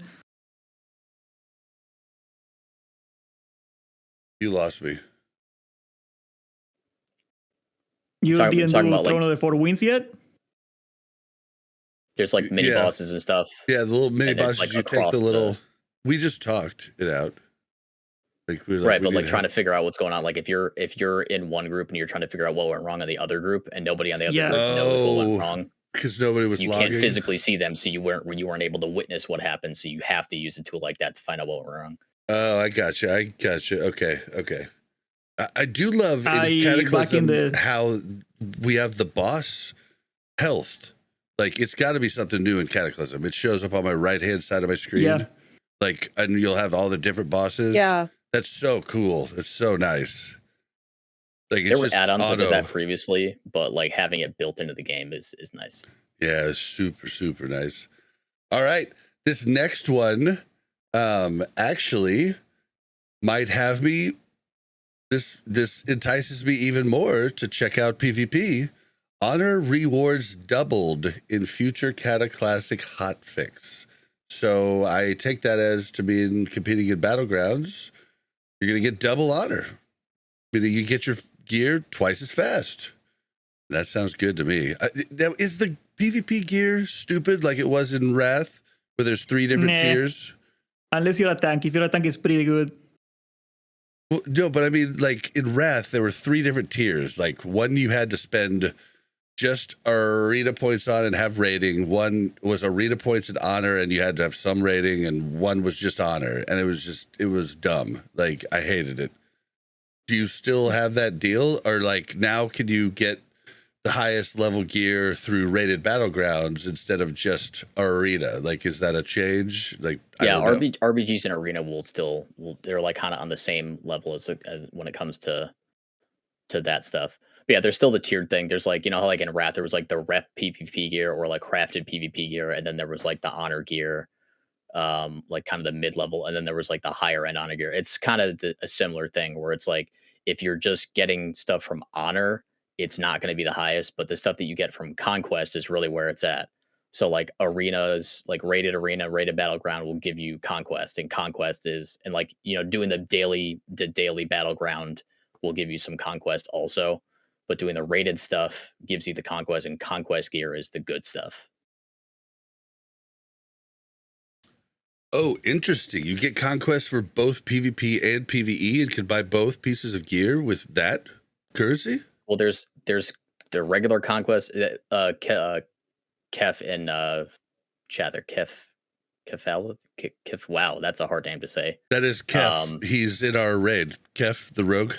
Oh, that is our It's Kef. Valor Okay. and Justice for Hello, Kef. PvE, right? Oh, it's conquest for PvE. Okay. Conquest, yeah. So it's a different there's- currency. Okay. Yeah, and then there's the gear that Conquest for requires the rating, PvP. like you have to have the rating requirement on it and stuff too. So there's like the normal, just regular honor gear, then there's a regular conquest gear, and then there's the rated requirement conquest gear. Okay. Well, I can see rated battlegrounds sound. I quit Cata before they actually came in OG Cata, and I went to Star Wars: The Old Republic, and Star Wars: The Old Republic had the same problem as WoW PvP. Like, I did the math, and I was like, I'm going to be fully geared at the end of the season, the very end of the season. Like, that sucks. Like, you want to get geared and have time to play as geared, like, but just wasn't there. So hopefully this double honor thing could get people up to snuff faster. But I don't know if you still have to have the whole like extra currency and rating to get the gear. It just always makes the rich richer. Always makes the rich richer. And you need a certain rating too, so like that sucks. Mm-hmm. Like the more rating you get, the more badges you can get every week. Rating should be something you strive for to get higher rated and get things to brag about, not get gear. But I think it would be a much better system if he just gave you like the mount for prestige and maybe a tabard or something like that. And titles. Like you got the gear after like a week of grinding or something like that, you know, like completely even gear, like in a MOBA, you know? Yeah. All right. Well, and then the last piece of news is the guild Dumb and Dumber achieves world first 10-man heroic raids, and Progress receives world first 25-man heroic raids in Cataclysm. Pretty cool. Did anybody watch this? I did not watch it. I didn't watch it. One of the first world first I didn't watch. I was Progress ready. has been up there in the top, you know, echelon there for pretty much all of Wrath and stuff too. So I feel like Progress is one of the guilds that people would have assumed would get there first for 25s. Yeah, I am told they went to a private server and they just drilled the raid on like they on purpose got like crappy gear sets and like had everybody just try to do also like 10 item levels lower than they would have been in Cataclysm Classic. And like they practiced it for a while. We went in with worse gear than we thought we were gonna, just to make sure we could do it no matter what, and then it would just be easier with the better gear. So they basically did like Goku, and they just wore a weighted vest and weighted stuff all over them, and then they took the weights off. Yeah, or like Rock Lee with the leg weights. It is like insane. Like heroic in Cataclysm, like is super hard. I know retail people listen to that and they laugh, but like heroic in Cataclysm is when like raiding actually got really, really hard. Like if you look at Mythic where it is today, I would say that heroic is like 90-80% of that way there. Like it's nothing like classic raiding. Honestly, I don't even like it. We were talking. It's all mechanics, right? I was talking to my raid group last night, and I was just like, I had to retrain my brain halfway through Wrath because, like, I had to turn off the want and need to parse, like, because doing your job gets shit done. Like, I was loved in my GDKPs because I would come as combat, do armor pen, and do all the hard, like not hard, but the annoying jobs, right? The jobs that need to be done to get the boss down. And like, you know, like I never parsed like in GDKPs ever. Like I was just doing what needed to be done, and it kind of retrained my brain as like, you know, mechanics more important than parsing. And yeah, it's a little weird. I like parsing a lot more.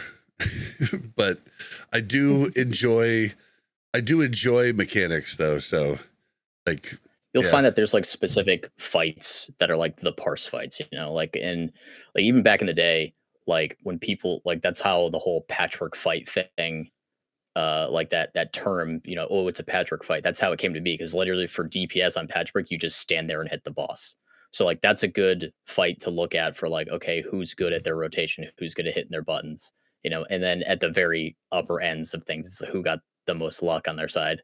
And then like in like, you know, TBC, a similar fight would be like maybe Brutalis if you got lucky and didn't get any of the debuffs. Like that could be a patchwork fight in there. You know, like and then in Wrath, obviously patchwork again. And then like Sour Fang is a good one. Fester Gut's a good one. like there's a few fights across across things where like you look at specifically to find out who's good at single target. And like when you look at analyzing who's the best at single target damage, those are the fights specifically that you look at. Whereas with parsing, it's like all things considered, who did the best. You know what I mean? Well, But if you're, oh, sorry, go ahead. if you don't have to deal with any, if it's a fight where you don't have to deal with any mechanics, and then it's those patchwork fights are your only shot. Well, and that's the difference between, say, going from vanilla to Wrath. Don't know enough about Cataclysm yet, so I can't speak to it.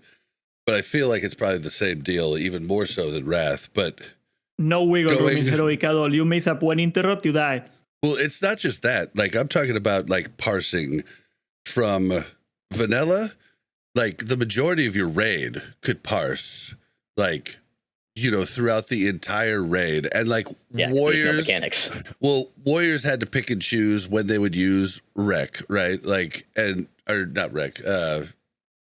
Rec. Yeah, rec. They would have to pick and choose that, right? But like everybody could parse. Like you could look at a really good guild and see like, over half of their guild being 99s. Now, as you get to Wrath, that's different. Wrath, you have to set up certain people to parse each fight or each raid, right? And you're feeding them all kinds of things, and that's how they parse later on. Like not everybody gets to parse. So my parse guilds turned into like weird things where they'd reset the boss, even like if they didn't get certain things to hit right. And like, that's why it gets weird. Like, okay, now it's your turn to try and parse this week, that sort of thing. Mm-hmm. Yeah, it's going to be a similar thing in Cata too, where it's like there are so many mechanics that need to be handled by a specific role or specific people that like there's probably only going to be like in a 10-man, only one or two people will be able to just tunnel vision and just fucking do damage, and that's it.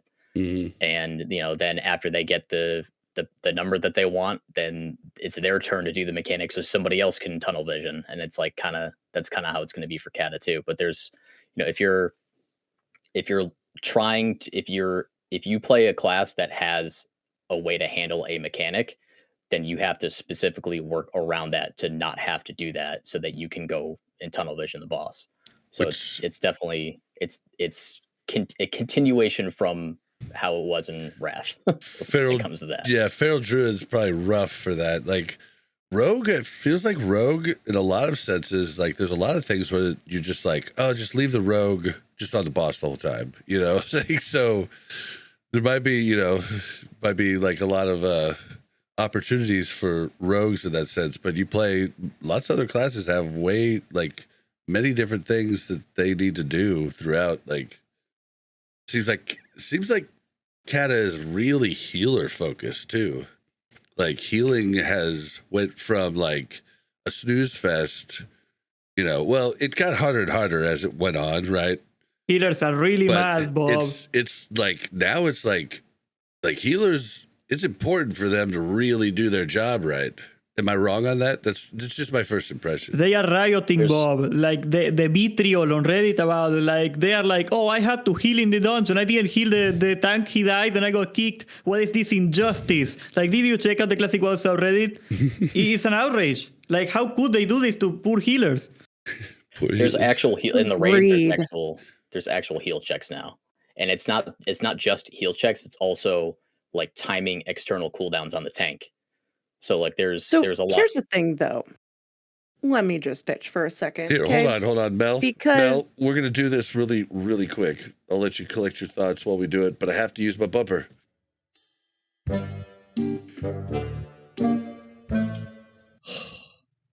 Bobby, we need to have a talk about this World of Warcraft Classic.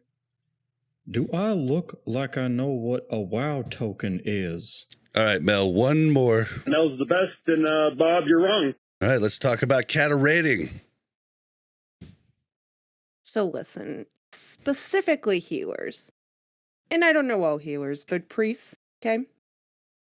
You can't completely change the way that I fucking heal and then also add in these hardcore checks about your healing. Like, I don't heal anymore. I damage and do some healing, and that feels weird. It feels very weird. I'm not saying it's bad. I'm not saying it's wrong, but it feels fucking weird. Okay. And I don't know exactly how to do it yet because I just got to 85 and then I went into the fucking raid. So I'm not saying I'm good at it. But what I am saying is like, you fundamentally changed how I heal. And then at the same exact moment, put in all these heal checks. And I didn't have heal checks leveling. There was no heal checks leveling. I barely healed leveling. Ask Bob. He may have died a couple times. I But- healed myself. Everybody's got to heal. So like, Everybody gets a trophy. Woohoo! Play Blood Decays, guys. If you want to play a Blood DK. dude, we had a blood DK, and I'm pretty sure there were a few fights where he out healed me on my priest. That's how There's a bad I few was. that. fights They where he can do out that. healed everybody. I was real bad. He I was real bad. What was the boss? The boss where you have to let the gnome out of the thing? The boss where you have to let the gnome out.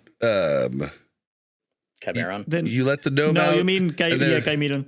And there's a little like Destroyo bot Little from robot. Nomagon. Yeah. He disables Chimeron. healing, but Blood So- Decays are super OP because they shield themselves. We wiped and he just continued to solo it for another 6%. Like he was at 25% and he finally died at 19%. Like, it's just like, are you kidding me right now? Like, they fucked tanks so bad with DKs in Cata. If you're not using a blood DK, you're doing it wrong. This tier it sucks. Tier 12, once you get your mastery values, like the paladin becomes very competitive, but like right now it just freaking sucks. Like nobody can meet them. Like the bear is also not good enough. Like nobody can match them right now. Tier 11 is insane for them. And they also scale very well. It's not like they'll fall off. It's more that like the paladin and the bear start catching up to him next year.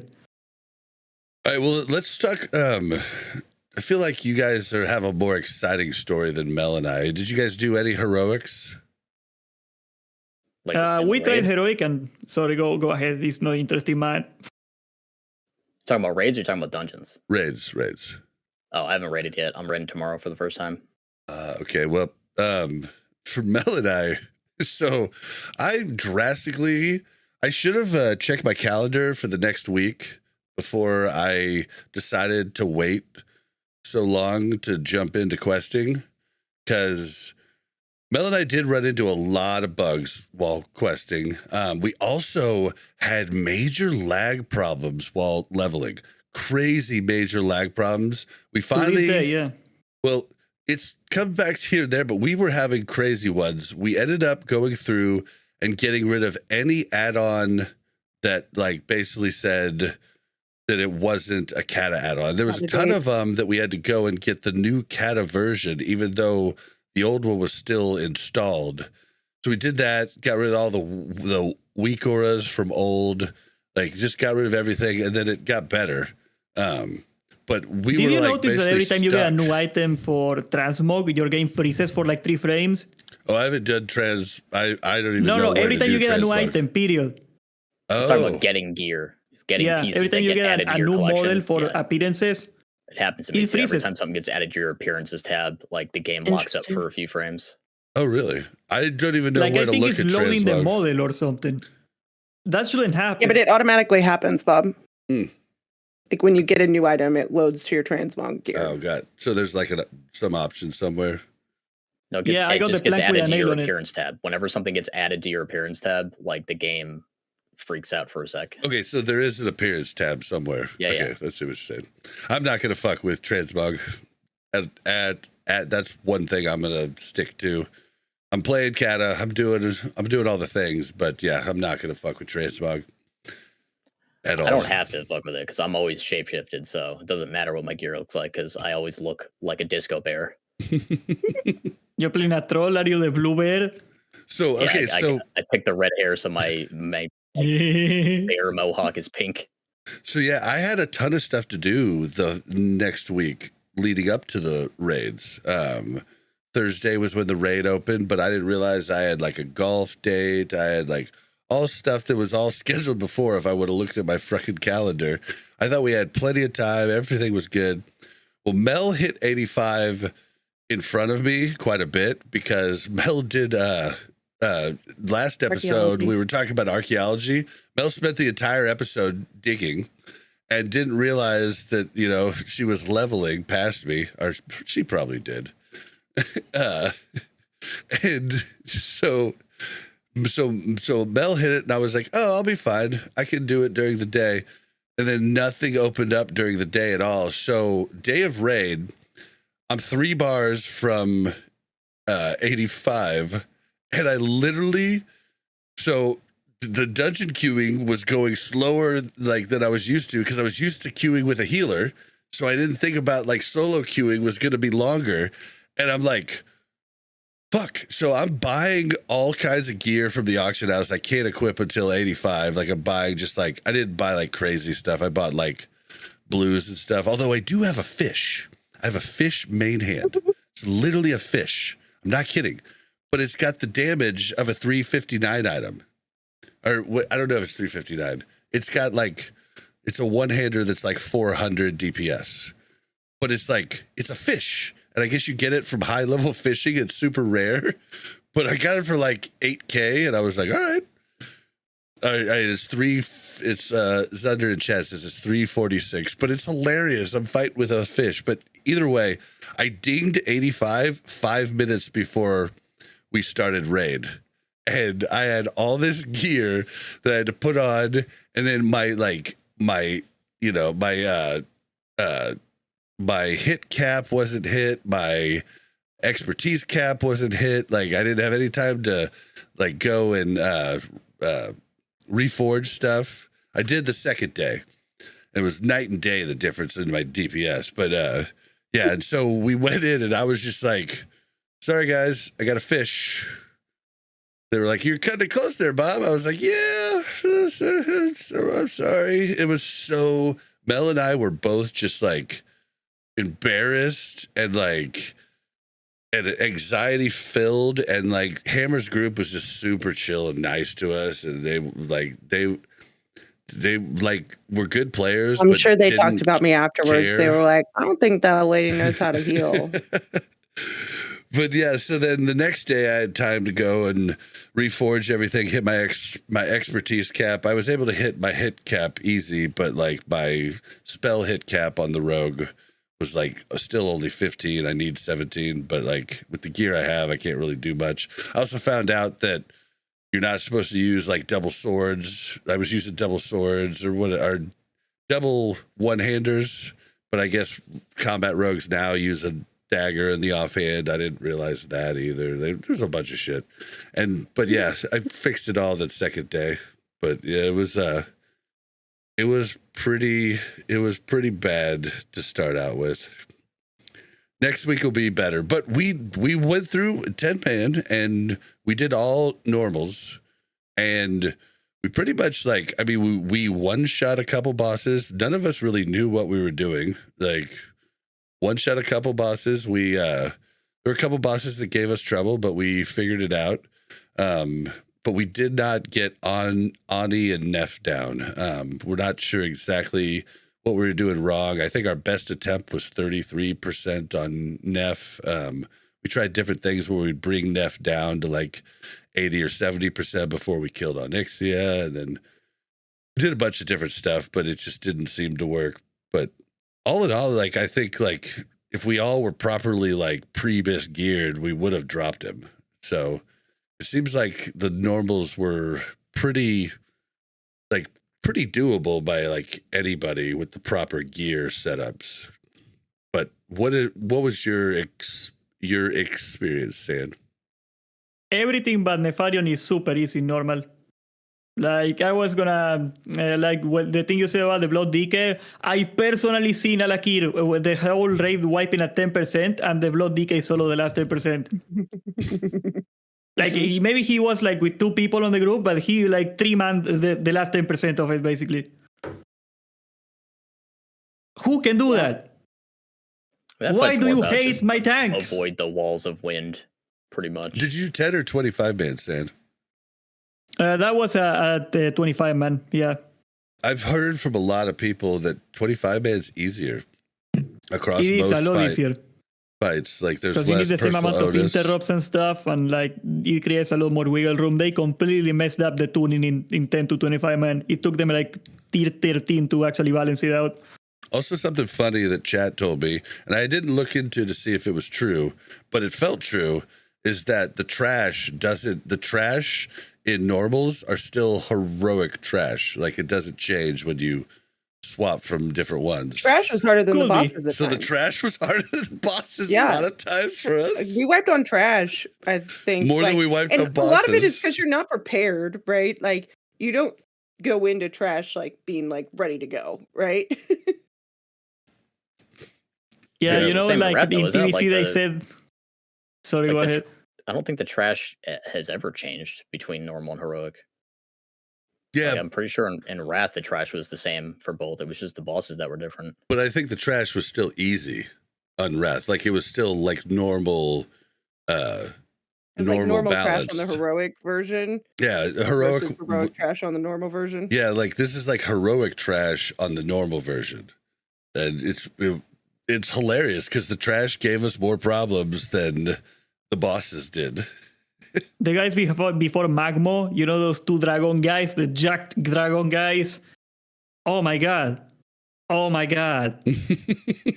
Yeah, they hurt when they do the charge thing. Yep, Like, and they fucking you got your two tanks, you keep them separated, and then they charge to each other. And like, if you are if you're tanking and you know that it's about to happen, you have like a split second to pop like a personal defensive or whatever before he arrives. Because when he gets to you, you're stunned for like 3 or 4 seconds, so you can't do any avoidance at all. So it's like if you don't pop something, or if the healers aren't ready to like spam you as soon as you get stunned, like you're just gonna die. Like. I burned every single cooldown before getting to the boss on that trash. Like I had to pop my guardian, I had to pop my holy shield, all my trinkets, everything. It was insane. Yeah. They clap. Yeah, and those guys specifically you're talking about have like a frontal cleave that's like I swear goes. It one-shots people. Yeah, it goes 180 degrees, like, or even more. Like it feels like it's only the very back of him that doesn't get hit. Like it feels like I've personally seen them kill 10 people in one swing. It's insane. That's 10 points right there.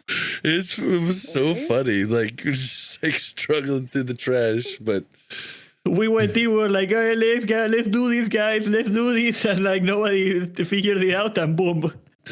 10 people died and we wiped. so And like worst part who is did you kill raid one of with? them and then the two respawn again. Who did you raid with? Or are you raiding with swamps? I was in forward Sardako's learners? raid, like Yeah, forward learners. I was in forward leaners, and like basically like we ran a prod warrior and a prod paladin. That was me, and like every time like those guys would charge at me, I was like terrified. I was like cowering in like popping every cooldown. Like I think you were in the the Blood same Deacon was raid. handling. You were the same raid Lubes was, I think. I think yes. Yeah. Louis there. Yeah, that then was who I would have they- went to, but like I really like Hammer, and I had an opportunity just to kind of do chill with Hammer, and he doesn't even know how long like they're gonna want to Hammer raid is in cool, Canada. man. I'm scared. I'm scared. I tell you, like right now they wanted to do heroic raid week 1 and they couldn't because they couldn't do it. So like now they did like a super meta comp and they distill the group to like the best people for 10 men and they're doing heroic on 10 men. Like I'm doing normal instead. I was happy with that. I was scared, bro. I was scared. Like Mm-hmm. Yeah, well, I don't know. All Table, you haven't raided yet in proper, but you did in We did a ton of rating on the beta. Like, PTR. I feel like it was technically on the beta. Like so there was some stuff that was like still broken, kind of like there were some mechanics on some of the bosses that like were not working correctly. Like we did a bunch of the fights on heroic on the beta, and on Tent Man, and when we did Omnitron, like there was definitely something felt wrong on Omnitron. Like when it switches from one robot to the next one, one will shut down, and then you're supposed to only have 2 active ever at a time. I And had when 3 one starts active to cast last night. shutting down, What's that? Yeah, it keeps doing the I had animation. It 3 mixes it active up last again night too. at one point. Yeah, like it keeps like moving. It like while it's channeling the shutting down thing, it'll be shutting down, but it's still chasing you and still swinging at you. So it's like Mhm. that's almost definitely a That bug, wasn't because the even thing in if you private open up servers. the dungeon journal and read it, it specifically says that only 2 are ever active at a time. And active, I mean, ask anybody. Active means doing things, like being active. So if there's 3 that are active, then clearly something's wrong. Like when it starts casting shutting down, it's supposed to be planted. It's supposed to stop doing everything and only channel shutting down, and then it goes inactive. That's supposed to be what happens. Oh yeah, yeah. What I wanted to bring up, right? Like, why didn't we do heroic? One of the reasons. The first day, Magma was bugged, and in heroic, he was one-shotting people instantly. Yeah, It I took heard them about like that. an hour to fix it. Yep. So like we And then on went in, we got in, and we were one-shot, and I was like, Medina, what did you do? And I'm like, I haven't. What did I do? Also on beta on Magma, there were some times where like, somebody would hop up and then you have to throw the chain at the spike to get him to slump down or whatever. But every once in a while, instead of him slumping down, he would slump backwards. He would flip backwards and you wouldn't be able to hit him at all. Instead of slumping down onto the spike, he would flip the other way. Oh, weird. So, and I don't know if that's because like whoever's on his back, like they were going to throw the chain and like a little piece of the ceiling, like their camera angle was such that the little piece of the ceiling behind Magma was in frame right when they were trying to click, and they clicked that instead of the spike, or what? It sounds Or like if they it was didn't just know. straight up bugged. It took me a second But, like, to that figure was- out, like, I was told to jump on the back and not told what to do, because I did 25 man on PTR and I didn't have to do any of the mechanics. I just sat there DPS'd. But then, like, we wiped and they're Bob like, was also oh, you're our supposed only to melee. jump. Yeah. Well, we had a off-tank warrior who switches over to arms. But, yeah, they were just like, oh, you're supposed to jump on it. And then I jumped on it and I was like, wait, I can't DPS on. Oh, okay. I bet I'm supposed to click on this spike. You probably want to pull him down on the spike. So I literally just figured it out, like, as like we were doing the pull. But like, yeah, I bet other people might just be doing their rotation and thinking that they're DPSing while on the back of the boss, and they're just, one is on their rotation and they accidentally click something weird. that's what happened to me, like when I am in boss mode, I get super excited. I'm like right clicking the boss, auto attacking it. And like I'm at the tank, right? And in one of the pulls, I like right click the boss accidentally and I got up and like the boss wasn't getting tanked by anybody and he clapped a bunch of people. We still got him though. Okay, I want to take you back There to you something go. you said there, Table. Is the dungeon, like, okay, I forget, you just used the name, the dungeon journal. Dungeon That's Journal. available Yeah, in ship Raid? Yep. Also? Oh. Yep. Well, shit, man. I wish I could have been looking at that. Like, I was There's a dungeon section, a raid Googling how, section. like, what, like, the bosses do. It's like, I could have been looking at it in game. Jesus. You just bring it up in the dungeon journal and you go to each individual boss. You go to the abilities tab and it tells you everything they do. You can see the loot there as well. Hell, You shit. can switch it between normal and Is- heroic. It tells you what's different. That's why Atlas doesn't work, huh? Because the dungeon journal shows you the loot. There is a working version of Atlas for Kata. I All can't the remember things, where I yeah. found it, but like I still have it just to look at like rep rewards and stuff and like PvP gear and whatever. But like when it comes to actual like raid gear, like you can just open the dungeon journal and see all the gear that drops in the raids too. Well, that's good to know. Damn. Damn. Yeah, there is an add-on. It's called All the Things. It's like the equivalent to Atlas in Cataclysm that is not bugged. All of the things is what I used for All the things. things in That's the name. Yeah, I used it for achievements in Wrath. But I guess this is what I get for not watching all of Scotty J's videos leading up to Cataclysm. Mm-hmm. Yeah. And I always watch Scotty J videos. I just was too into SOD. I just didn't have time. All right, The Sod Zone. So the raids are awesome. Like I've shit on Cataclysm in many different ways, and I still think a lot of it is shit. I'm sorry, guys. Like that's my opinion, but the raids are fucking awesome. And being able to put like markers, although I don't know why you have to use a command to put markers. Maybe that's just all our raid knew how to do. Like, but should there be a graphical way to put like, you know, star there's on the supposed to be- ground and There's everything supposed else? to be a thing. It's just not in yet. They haven't. There's something We were different about putting the way markers that on the ground. it's coded or Yeah. something like that. But like, You just there's have a macro that you can do that'll place it, but you're supposed to be able to do it for, you know, like the little thing on the left side of the screen that you click to pop out that shows all the groups and the raid Mhm. stuff. You can unlock the raid frames or whatever. Yep. There's supposed to be a thing in there that lets you place the persistent markers on the ground. Okay, so it's They were supposed to be using an there. add-on for it. I don't remember the name though. Yeah, well, the add-on, all the add-ons doing is typing in the commands. There's Yeah. a command, and it's like slash blah blah blah 1, 2, 3, 4, 5, 6, 7, 8, and does all the different ones. But that is so cool to be able to like. Yeah. I mean, I don't even know how. Like it would people be fucking up so hard on Ani and Neff if you can't mark the pillars. Like people be running to the wrong pillars all the time if that wasn't there. So that's so cool. The raids are cool. The mechanics are cool. Like it is really cool. It's always been like a strong point for WoW, like all the way through, all through the years. Pick any expansion, like their raids are almost always really good. Like their encounter design team has always been pretty up there with some of the best ones. Like there's boss fights in other MMOs that like either like they've kind of gone back and forth over the years of like taking influence from each other, but there's a lot of like other MMOs that drew inspiration from mechanics and WoW raids, and I mean they've done it in reverse as well, but there's that's always been a strong point of WoW, is having really good raid design. I think they were the first people to like put actual mechanics in bosses. Like, have you seen EverQuest bosses? They are like a tank and spank, except people randomly die every so often. they are garbage. Yeah, adding the mechanics that we get in Cata that are like more in depth than the mechanics that we've had previously is, I think it's refreshing because there are definitely fight. Sometimes it's fun to just sit there and smack the boss. Like sometimes that's fun to do and just see how much DPS you can do, like how hard it can pump. But there are fights that you have to do extra stuff, and sometimes that extra stuff is like a fun little mini game almost. Like I've been playing the like sort of like off tank / DPS role. I decided that I wanted to specifically do that for Cata. That's why I didn't go feral.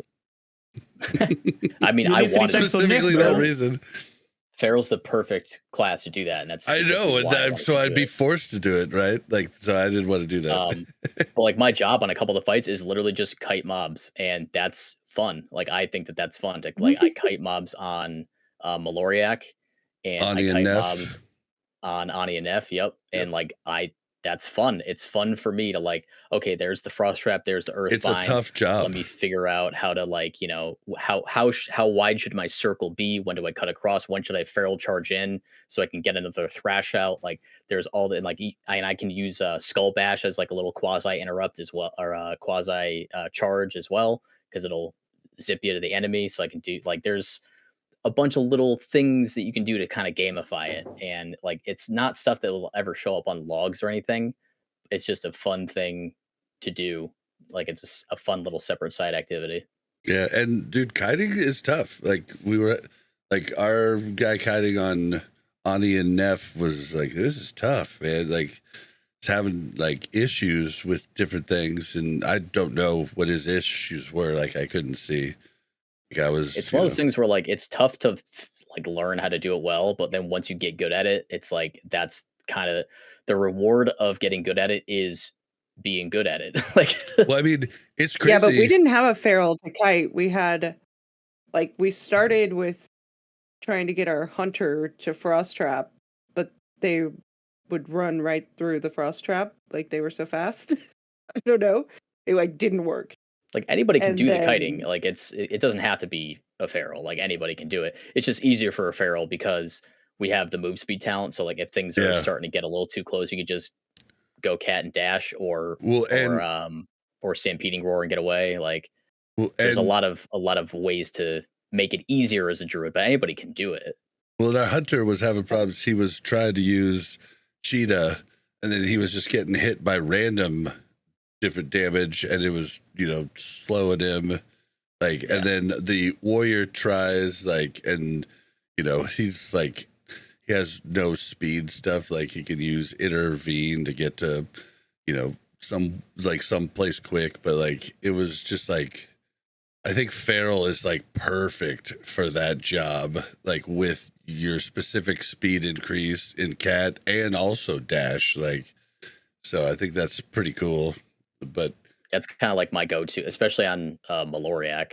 I would be Bear. I would kind of like face tank a couple of hits. I'd chuck out like a demo, throw out a Thrash, and then usually Thrash is normally enough threat to keep everything on me. But like I'll be in melee range of the mobs for like a couple seconds, like long enough to do a Thrash and then just get back out again. And you know, just kind of dipping in and out, throwing out a Thrash, getting back out again. You know, going Cat if I need to, just for the normal move speed that I have in Cat form, or if I really need to get away quick, I'll just Stampeding Roar. You know, towards the end of the fight, when like it's the very end of the fight, you want everybody to just basically tunnel the boss, and then I just kite the ads for the rest of the time. Like I bring all the ads to the corner basically, and then once they're there, I just get the fuck away from them and just keep them on me, and then everybody just ignores everything and kills the boss, and it's like I'm literally not doing anything in that last part of the fight. But if I don't do that, it's a wipe. Like I'm not actually pressing buttons. I'm just running around. But if I don't do that, it's a wipe. Like what's crazy? That's what the druid should have been always. You know, the shapeshifter. How come we're stuck to one shape the whole freaking fight? True. You know, but I think it's like kiting is like a really fun thing. Like I almost feel like I should have maybe rolled the druid or rolled hunter, because like kiting is a really cool thing. So everybody who played private servers isn't going to get this, but if anybody listening was actually at the cutting edge back in original BWL at the start of it, they will remember that their hunter, the strategy, like when you get past the suppression room and you kill all the bosses, you kill Fire Maw, and then you're in the next room past Fire Maw, right? Like there were these night elves that we dealt with way differently in Classic, but in original vanilla, we would have a hunter that would literally kite one or two of them the entire time we killed everything else. They would kite them. They would like, you know, kite them out of the room, drop down to suppression room, have them come, like drop down, and then they'd reset and come back up and bring them all the way back up. And I always thought to myself, man, I bet that's a fun job while I'm over here doing all this DPS. I bet this is so fun for this hunter just to be kiting it all through the back end of BWL. I forget what the name of the mobs game are. Within the game. you know the Onyxia wipe guy? There is a second video, a less famous video of him being the hunter and somebody messing up his kiting and dying. And like he had a similar outburst on it. It's hilarious. Razor got a wipe, I think it's called. I don't remember. Yeah, so Mel, what did you think about the raids? Because you were kind of thrown in like me, a little bit like super undergeared. Like they were making fun of you because you got that staff, and then like most of your other gear was green. Mm-hmm. Yeah, they were like, you can't even do heroics, Mel. I was like, I know. I will after this raid. Yeah, right? Oh, give me 2 more purples, I'll be good. I feel Ain't like... no Blizzard telling me what to do. I feel like there were so many times where I had no idea what the fuck I was doing. Like, to be honest. And I felt like I hate that feeling of like not being competent in my role, right? And I was like so many times where I would like forget something just because it's new, right? And I was like, oh crap, I've got to, you know, I'd get into like healing mode and I'd be like, nope, I need to go back to DPSing the boss. So weird. And then I don't know. It was just a lot. But I don't know, like what are the best I don't even know what the best healers are. Yeah. Chat, YouTube comments, write into us. Tell Mel if she should be holy or disciplined. Or maybe she should be holy or disciplined depending on the fight. Like I'm gonna be assassination or combat depending on the fight going forward once I get the right weapons God. for both. Don't Some make of it's me- fight make me specific. want Some to of it's stack. like healer comp specific though too. Like disc is a different toolkit than holy. So Yeah. it depends on what you need for the fight, and it depends on who the rest of your healers are. Because like if there's too much overlap, then it's like redundancy that is. We have a ends up resto being druid inefficient. as the other healer. You should probably be disc then. But like I the whole was. atonement thing is definitely a change up. So The- weird. The style of healing as disc is definitely different. It's It's kind of like so I cool. don't know how much I like, if you remember played a lot I of loved it. retail or anything, but it's like it reminds me of like Fist Weaver Monk, where like you heal by doing damage. Mm-hmm. Like it's kind of like that concept where it's like there's certain times in a certain fight where it'll make more sense for you to hardcast to heal than it will to continue with the atonement thing. But there's sometimes where like if you know that nobody's gonna die if you don't cast an actual heal, then you can just keep smiting. But there are definitely times where you do actually have to press a heal button. But it's like it's just knowing when that is. Like it's a lot more preparation ahead of time, like knowing the fights ahead of time to know when those moments are. I was telling her because when she went to grad school, right before I quit Kata and went to Star Wars, the Old Republic, she quit, and I ended up moving we had a 10-man group that was like all IRL friends, like literally all of the whole 10-man group was, and I was DPS on my rogue. I ended up taking my rogue to one of the best guilds on the server for 25 man. And then I took over her priest, turned it into a goblin priest. She was holy at the time. I switched over to dis. And like I remember like most of the time I was just like penancing the tank, smiting the boss, and shielding everybody. But then I was also using Renew, and she was looking stuff up, and they were saying don't use Renew, but Renew was huge for me. Like I was tripling the healing of our resto druid So here's the during thing. that time. It's And not so I'm just curious, like, is Renew really bad? Like Renew was great. Like I It's see not a that DPS Renew's take a bad, battle, it's I'd just- bubble him and renew him, and then I'd move on to the next thing. Right. Let me explain this. It's not that it's bad. It's just not very mana efficient, and especially with a druid, like they've got hots running on people. At least they used to. I don't know if that's still a thing, but I think feel it like is. Renew for priests at this point just contributes more to the overhealing than it does towards any effective healing. Like I'll usually See, keep but I it running wasn't on the overhealing. tank. I'll usually And mana I is don't really The tight. druid probably was though. what you were doing, but it's not mana efficient. Shielding's not very mana efficient, so I usually only shield the tank, or if somebody's very like I need to give them, I guess, life save to get a heal If off, somebody right? fails And the I mechanic feel and they like took a lot my- of damage. I feel like my shield healed them after it expired too. If it expired, No, it heals them when you cast it on them. okay, When maybe you that cast was on it. them, it heals them. Yes, that's a thing, but it I doesn't just make remember it. I read the Icy Veins write up on Priest at that time on Disciplined Priest, and I like did it to a T, and I came in and just like blew up the healing meters, and like not overhealing, like just like, and I don't remember having mana problems at all. Nothing. It's weird. If you're spamming I don't- shields, you're amazing because you ruin everybody else's meters. Because you're sniping damage before it even happens. It's great. Yeah, I mean, I think shields were huge, but she's saying that like you're not supposed to cast shields. Like, so I'm so You're confused. supposed to cast shield on the tank to get. See, forget I what was the certain casting buff on is. DPS all over the place. That was Wrath. Wrath, that's all you did. Like literally, I all never I did was healed cast in shield. Wrath. I never healed in Wrath. I Okay. healed in Kata only after What I'm you went to telling grad you- school. I don't know what to tell you. Like, Yeah, that's what I'm asking. I'm hoping like listeners Are can you write talking in about or- 403 balance? Because 434 is a very different class. Oh, maybe that's it. Mm. Yeah, that must be like it. literally this was I mentioned that to Mel last night too. I was like, well, we're on the last patch of Kata. Maybe there were a lot of changes that happened That's because why like other this tanks was go in screw and tier stuff. 1. Yeah, this was in the first tier of Kata.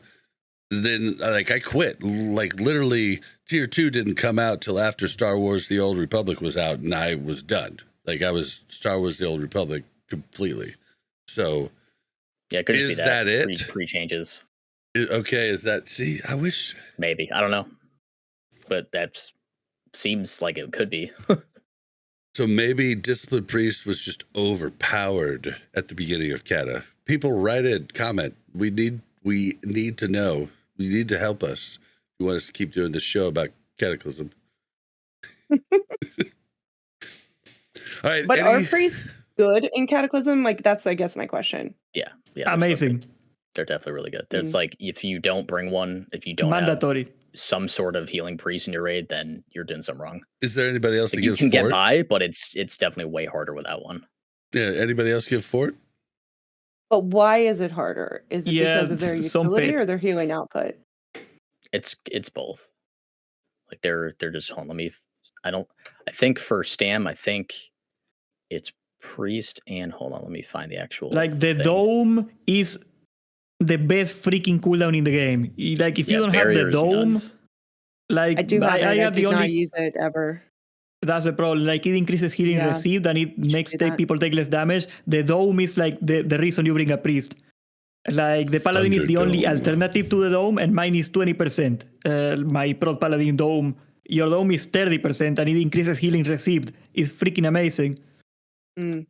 Yeah, you can like the whole raid can get in, or if it's like a particularly rough, tank moment or whatever, it can just be on just the tank too.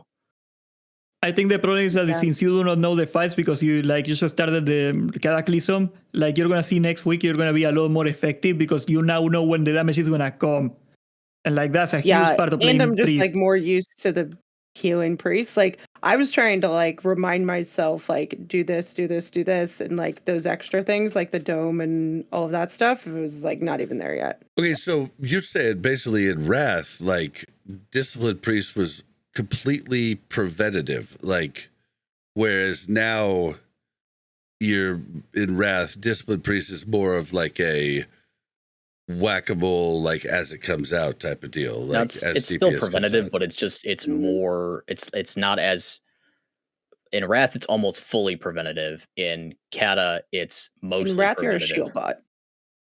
Yeah, you're like still legit. You're still anticipating damage and trying to prevent damage from happening, but it's not only that anymore. It's not like a one-trick thing. And Mel, to answer your question about the fort thing, Commanding Shout from Warriors and Blood Pact from Imp, the Imp pet for Warlocks is the same buff as Fort. Oh, wow. And that goes and also raid if wide. a BM Hunter has a Karaji pet, the Karaji pet does Karaji Fortitude, which is also the same thing. Dude, BM Hunter is like the Swiss Army knife, man. Yeah. It's nuts. Oh, wait. I wanted to say something. Just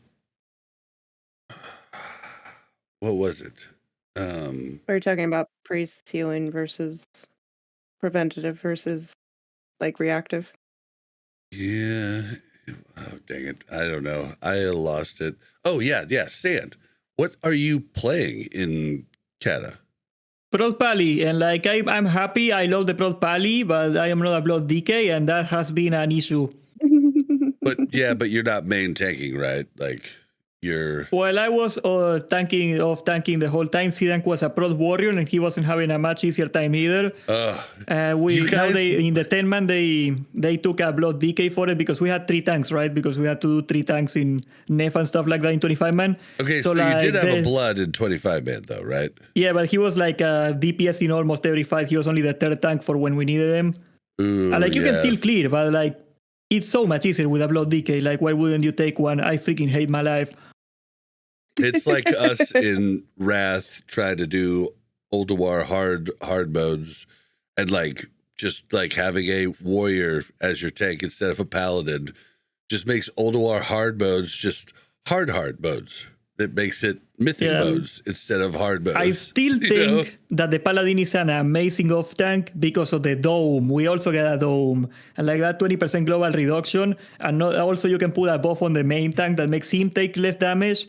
So like they have a lot of really good utility for damage intense fights, but you need a Blood DK and we don't have a Blood DK. So like now they want utility off tank, ferals are like the damage off tank. Yep. Yeah. Yeah, pretty much. Like they got good niches. Yeah, I feel like, although with like, I mean, you can't like with dual spec, you can't make it work, but it feels like blood feral is what everybody should be doing. Yeah. And if you're Blood not, feral's the meta. you're just making your life harder. That kind of sucks. But I mean, Wrath had the same thing. I mean, like we're gonna run with a paladin.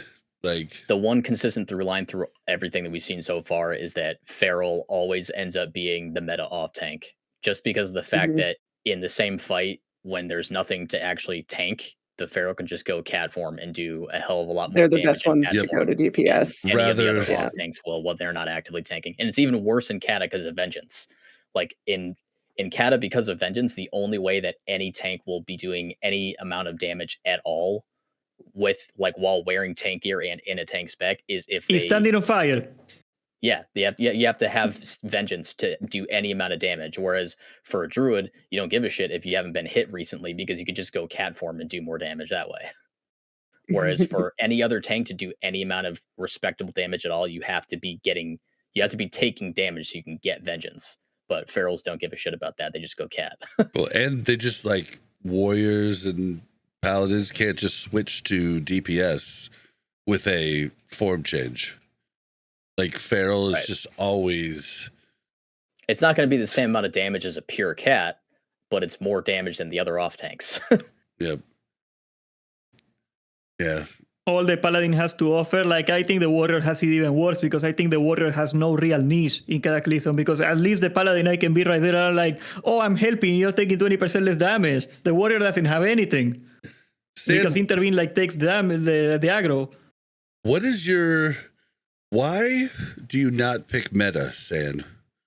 Because like you could have picked I don't like blood decays. They suck. You could have picked Shabby, like, you know, but instead it's not fun. You press one button and you go AFK. you press freaking what was the name of that one? Earth Shock. You press Earth Shock and then you scratch your balls for 15 seconds and you are still at the top of the meters. It's the stupidest tank ever. I hate it. But it's still meta though. Like, I mean, you could have been main taking our Sod raid if you went like.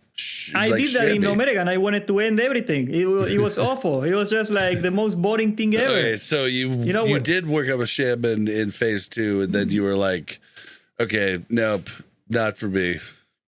Got it. Okay, makes sense.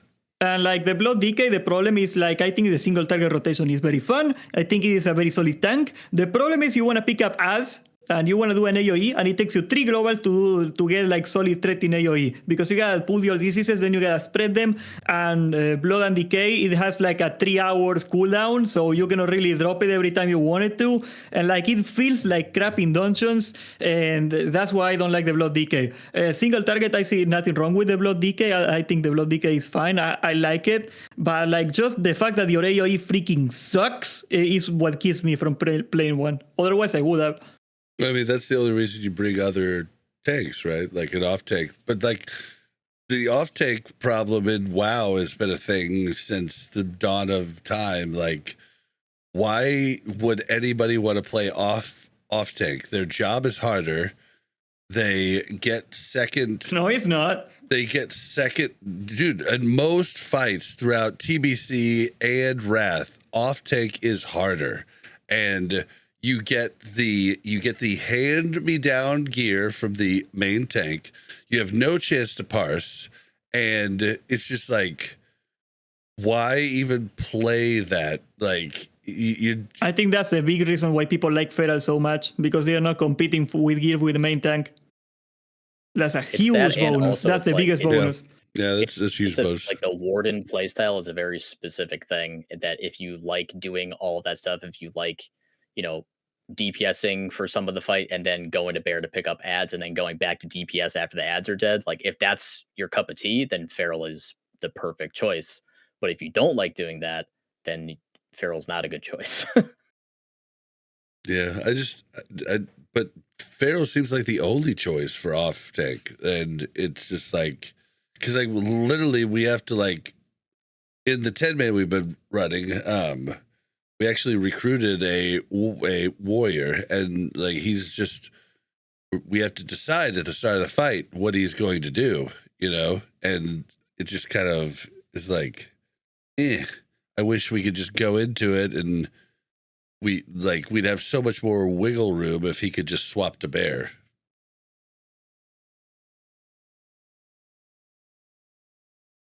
Next tier, I see there's a decent argument to go bear main tank and paladin off tank. You're gonna see it works to complete. Once you hit your mastery values, your avoidance cap, the tanks work completely different. Yeah, but I mean, heals are gonna have to work completely different if that's the case. Because I'm seriously, Oh my god! if we look, if we look at our logs, like our blood decay, like is healing so much. Like it's just like without that, like you'd have to take 3 healers. Yeah, but keep in mind this like a base amount based on the damage that you take, and it doesn't scale beyond that. So over time, like it feels huge now, but over time it scales with the damage you take, which it will increase, but it will not increase at the same rate as your defensives of other classes are going to scale or the gear of the healers is going to scale. Okay. So remember, we got the 4-3-4 balance. This was designed for tier 13 gear, so that's why everything is so messed up. Like warriors had different avoidance caps when the expansion came out, and they screwed them. They ruined the Prod Warrior, for example. The Prod Warrior is destroyed. That didn't happen in Cataclysm proper. The Prod Warrior was actually good. Yeah, okay. But in tier 12, that's when you actually got your 100% avoidance, you got your haste values, you got your little stuff like that, and that's when the Paladin and the Bear start getting a lot better comparable to the Blood Decay, which will still remain the king. It will still be the king. Same reason why Combat Rogue was shit all through Wrath is because we never got the proper love that we had in the beginning of Wrath. We got the very end of Wrath changes that were basically nerfing us. And Paladins had that same thing too, but Agren plays Paladin, so of course he helped Paladins out and forgot about Combat Rogues. Agren, I love you, but not cool, bro.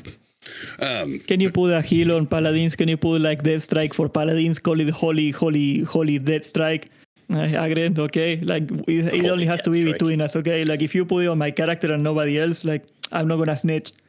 Yeah, dude. Like, just looking at Rogue's damage at the end of Wrath makes me want to just punch whoever was in charge of shit back then. Like, I mean, literally, Combat Rogue and Assassination were, like, at the bottom. Ugh. I hate you guys. All right, but yeah. Anything else on the raid? Like on the different raids? Like, it's weird that like we have so many different ones we can go to. Mm-hmm. But I think normally it's pretty fun. Heroic is like hell, so I'm gonna get to heroic whenever the hell I get to heroic, and like I think people should have the same mentality, honestly.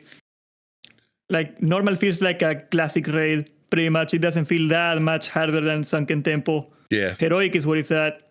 I mean, honestly, I think the majority of the fights were easier than most fights in Sunken Temple, Sod. Mm-hmm. Like, it's interesting because this is the first expansion where there was normal and heroic from the get-go. Like, there was only one difficulty all the way through, tier 7. So this is the first expansion where there's been heroics from the start. Normally the first raid of an expansion is like easy. Like it's a good way to like ease into raiding or whatever. This is the first tier where we kind of have that with the normal modes, but the heroic modes is instantly like, okay, here's the prog like from the start. Whereas like up to this point, the opening raid of a tier of an expansion has not been very prog heavy at all. It's been like relatively easy. This is the first raid tier where you actually do have some prog to do right off the get-go. But that's only on heroic mode. Like normal mode, even like Ani and Neff isn't a cakewalk or anything like that, but it's like on heroic, like it's definitely a challenge. A more significant challenge than most people have been used to from Classic so far. This is I think what it's a good brought up compromise, about- like normal post nerf, heroic pre nerf. I think that's a really solid compromise. Like everybody wins. Like the tryhards get the tryharding, and like the half-assers of the world, the little Medinas that do not taunt when they have to, they can like still get like their stuff done and like be happy about it. Well, this is something I've brought up for years now, over and over again. And what I thought was always a mistake that they made in Cata, and God, what's his name? The new developer that showed up in the most recent dev interviews, the one that looks kind of like Mark Hamill. Chris The Zero? cigarette? Yeah. He's not new. Like he's been around since the start. No, he's new to interviews though.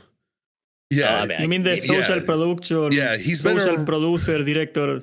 He's been around That guy. forever, and he's been like, he was amazing. Like, I remember messaging a few of the devs that I know and been like, dude, why has this guy been like on more interviews? Also, I messaged the devs like, dude, why didn't you have Zyrene doing interviews? Come on, man. Like, the guy was a caster on League of Legends. Like, the guy knows how to talk. The guy's been on multiple podcasts. Like, this is the guy you should have talking to press. But Chris was amazing. And like the different things he talked about the same thing that I've said forever. Like, they made the first raids of Cata super hard. And in retrospect, they realized that was not a good call. That was a bad call.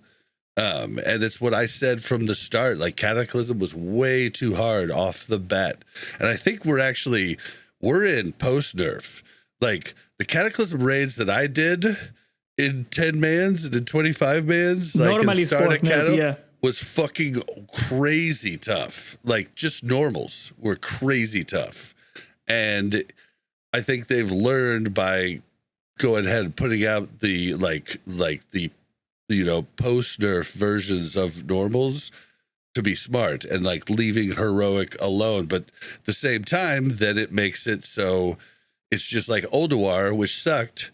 Like, you progress on hard mode, and then you finally are like, all right, we're throwing in the towel for this week.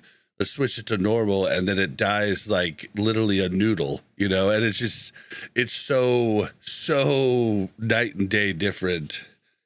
And yeah, but that's nice. Like, we should still get the opportunity to kill the boss, get some gear. Maybe the next week with a little bit more gear, you're able to kill it, right? Like, I like that you can switch the bosses back and forth. No.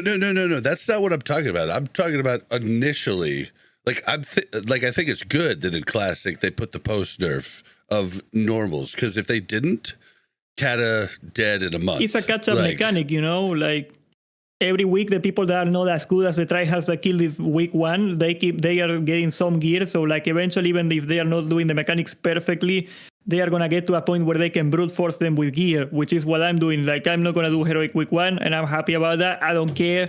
Like, if I know I get a couple less 372 items, I'm gonna be fine. Well, no, and gear matters crazy. Like, I just from day one to day two, I mean, I did switch up properly and have my proper, my proper soft caps on expertise and everything. But I mean, I went from parsing like a 7 the first night to parsing like a 56, and I'm still like way under geared. I just, after our last raid, made it to where I could go and do heroics, but like, I'll be ready keep for up that next same rate week. of improvement, Bob, then you should be parsing 103.9 next week. Yeah, I don't think it's going to work like that. So much I'll to be think about, happy though, with like 70s. I'll be happy with 70s and ecstatic for 80s next week. with everything that's so new, and then they add in like reforging. So now I have to look at my gear in a different way too and be like, oh, do I need to reforge something? Like, come on. Literally every piece of my gear at the moment is reforged to hit my proper expertise and hit caps. Every single piece. Honestly, I don't like reforging. It's like reforging is definitely different for healers than it is for everybody else, because it's like for for DPS that you have caps to worry about. Healers, it's like sure if you have like a haste break point or something like that, maybe you shoot for that or whatever. But like it's definitely the whole I point like of reforging reforging a was lot. that you don't necessarily need a specific piece of gear for it to still be like really, really strong. Whereas like up to now in the game, it's like there's been one piece in every slot that was like for sure BIS. And now it's like you could get what is technically second BIS and then reforge it, and you'll get almost the same return out of that piece, which is nice. I but it's definitely absolutely love different it's definitely different for healers, and especially for disc too, because you probably like you get some hit from your spirit. Like there's that talent that gives you some spell hit based on how much spirit you have. So it's like, and spirit's also your regen. Like that hasn't changed.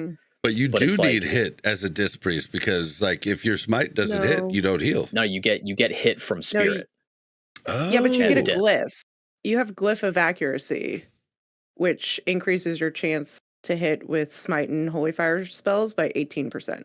Okay, so so the cap's 17. Yeah, it's not guaranteed. There's always a one. Wait, did that change? There's always a 1%. There's still the 1%. Okay. Yeah.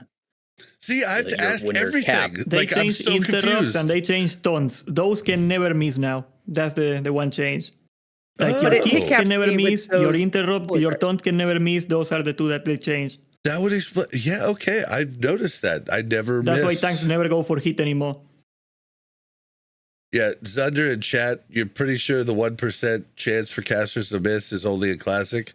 If you're talking about Classic being vanilla through Wrath, then like that would be a correct thing. I don't know if it's in Cata, but yeah, the 1% miss for casters was in Wrath and below.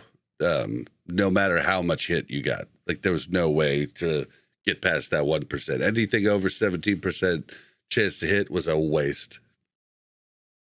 Yeah, you did.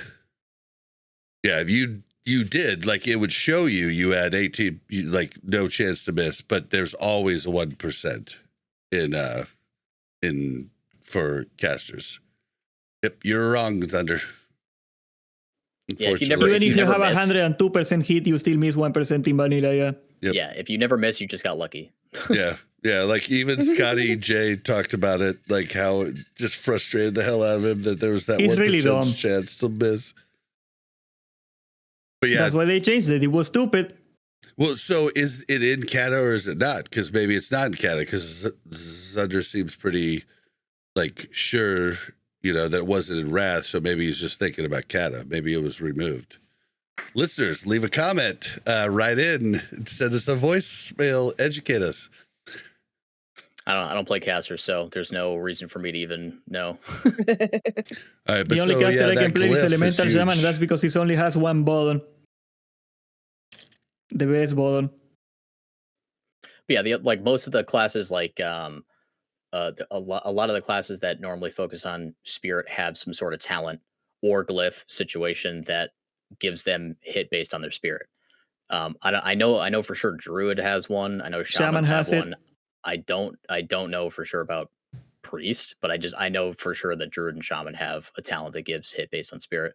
So it's like when it comes to reforging and stuff, there's just extra stuff to worry about for healers, like haste break points and things like that. You want a certain amount of crit, and then spirit.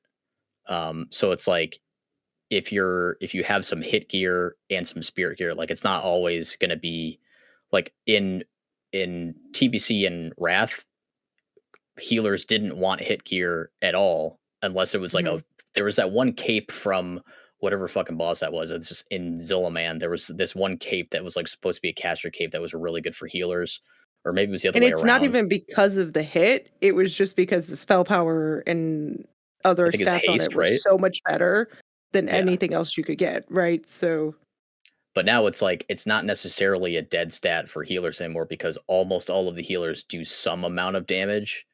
So it's like hit isn't necessarily a wasted stat on a healer anymore, but it is on a priest, right? Because if I have the glyph of accuracy, because it's already maxing my hit. Maybe, yeah, but if you don't have that glyph, if you don't need the glyph, then but again, I don't know as much about priest, so I don't know if there is a talent that does the spirit hit conversion thing. But like I know for druids, for example, if you're going to be doing some Shadow has it. So I think Discipline probably has it. I don't know, but Shadow does have it. Yeah, so it's like there's the stat weights are going to change. Like stat weights are going to stay fluid the whole time for certain classes because of reforging. Basically, like you're not. It depends on it. You don't look at stuff as the actual stat anymore. You look at the allocation points on that piece of gear. So it's like if there's a piece of gear that has like 112 hit rating or whatever, when you reforge, you're reforging 40% of that to something else. So it's like you're not necessarily looking at that as a hit piece. You're looking at that as, okay, this could be this amount of a different stat.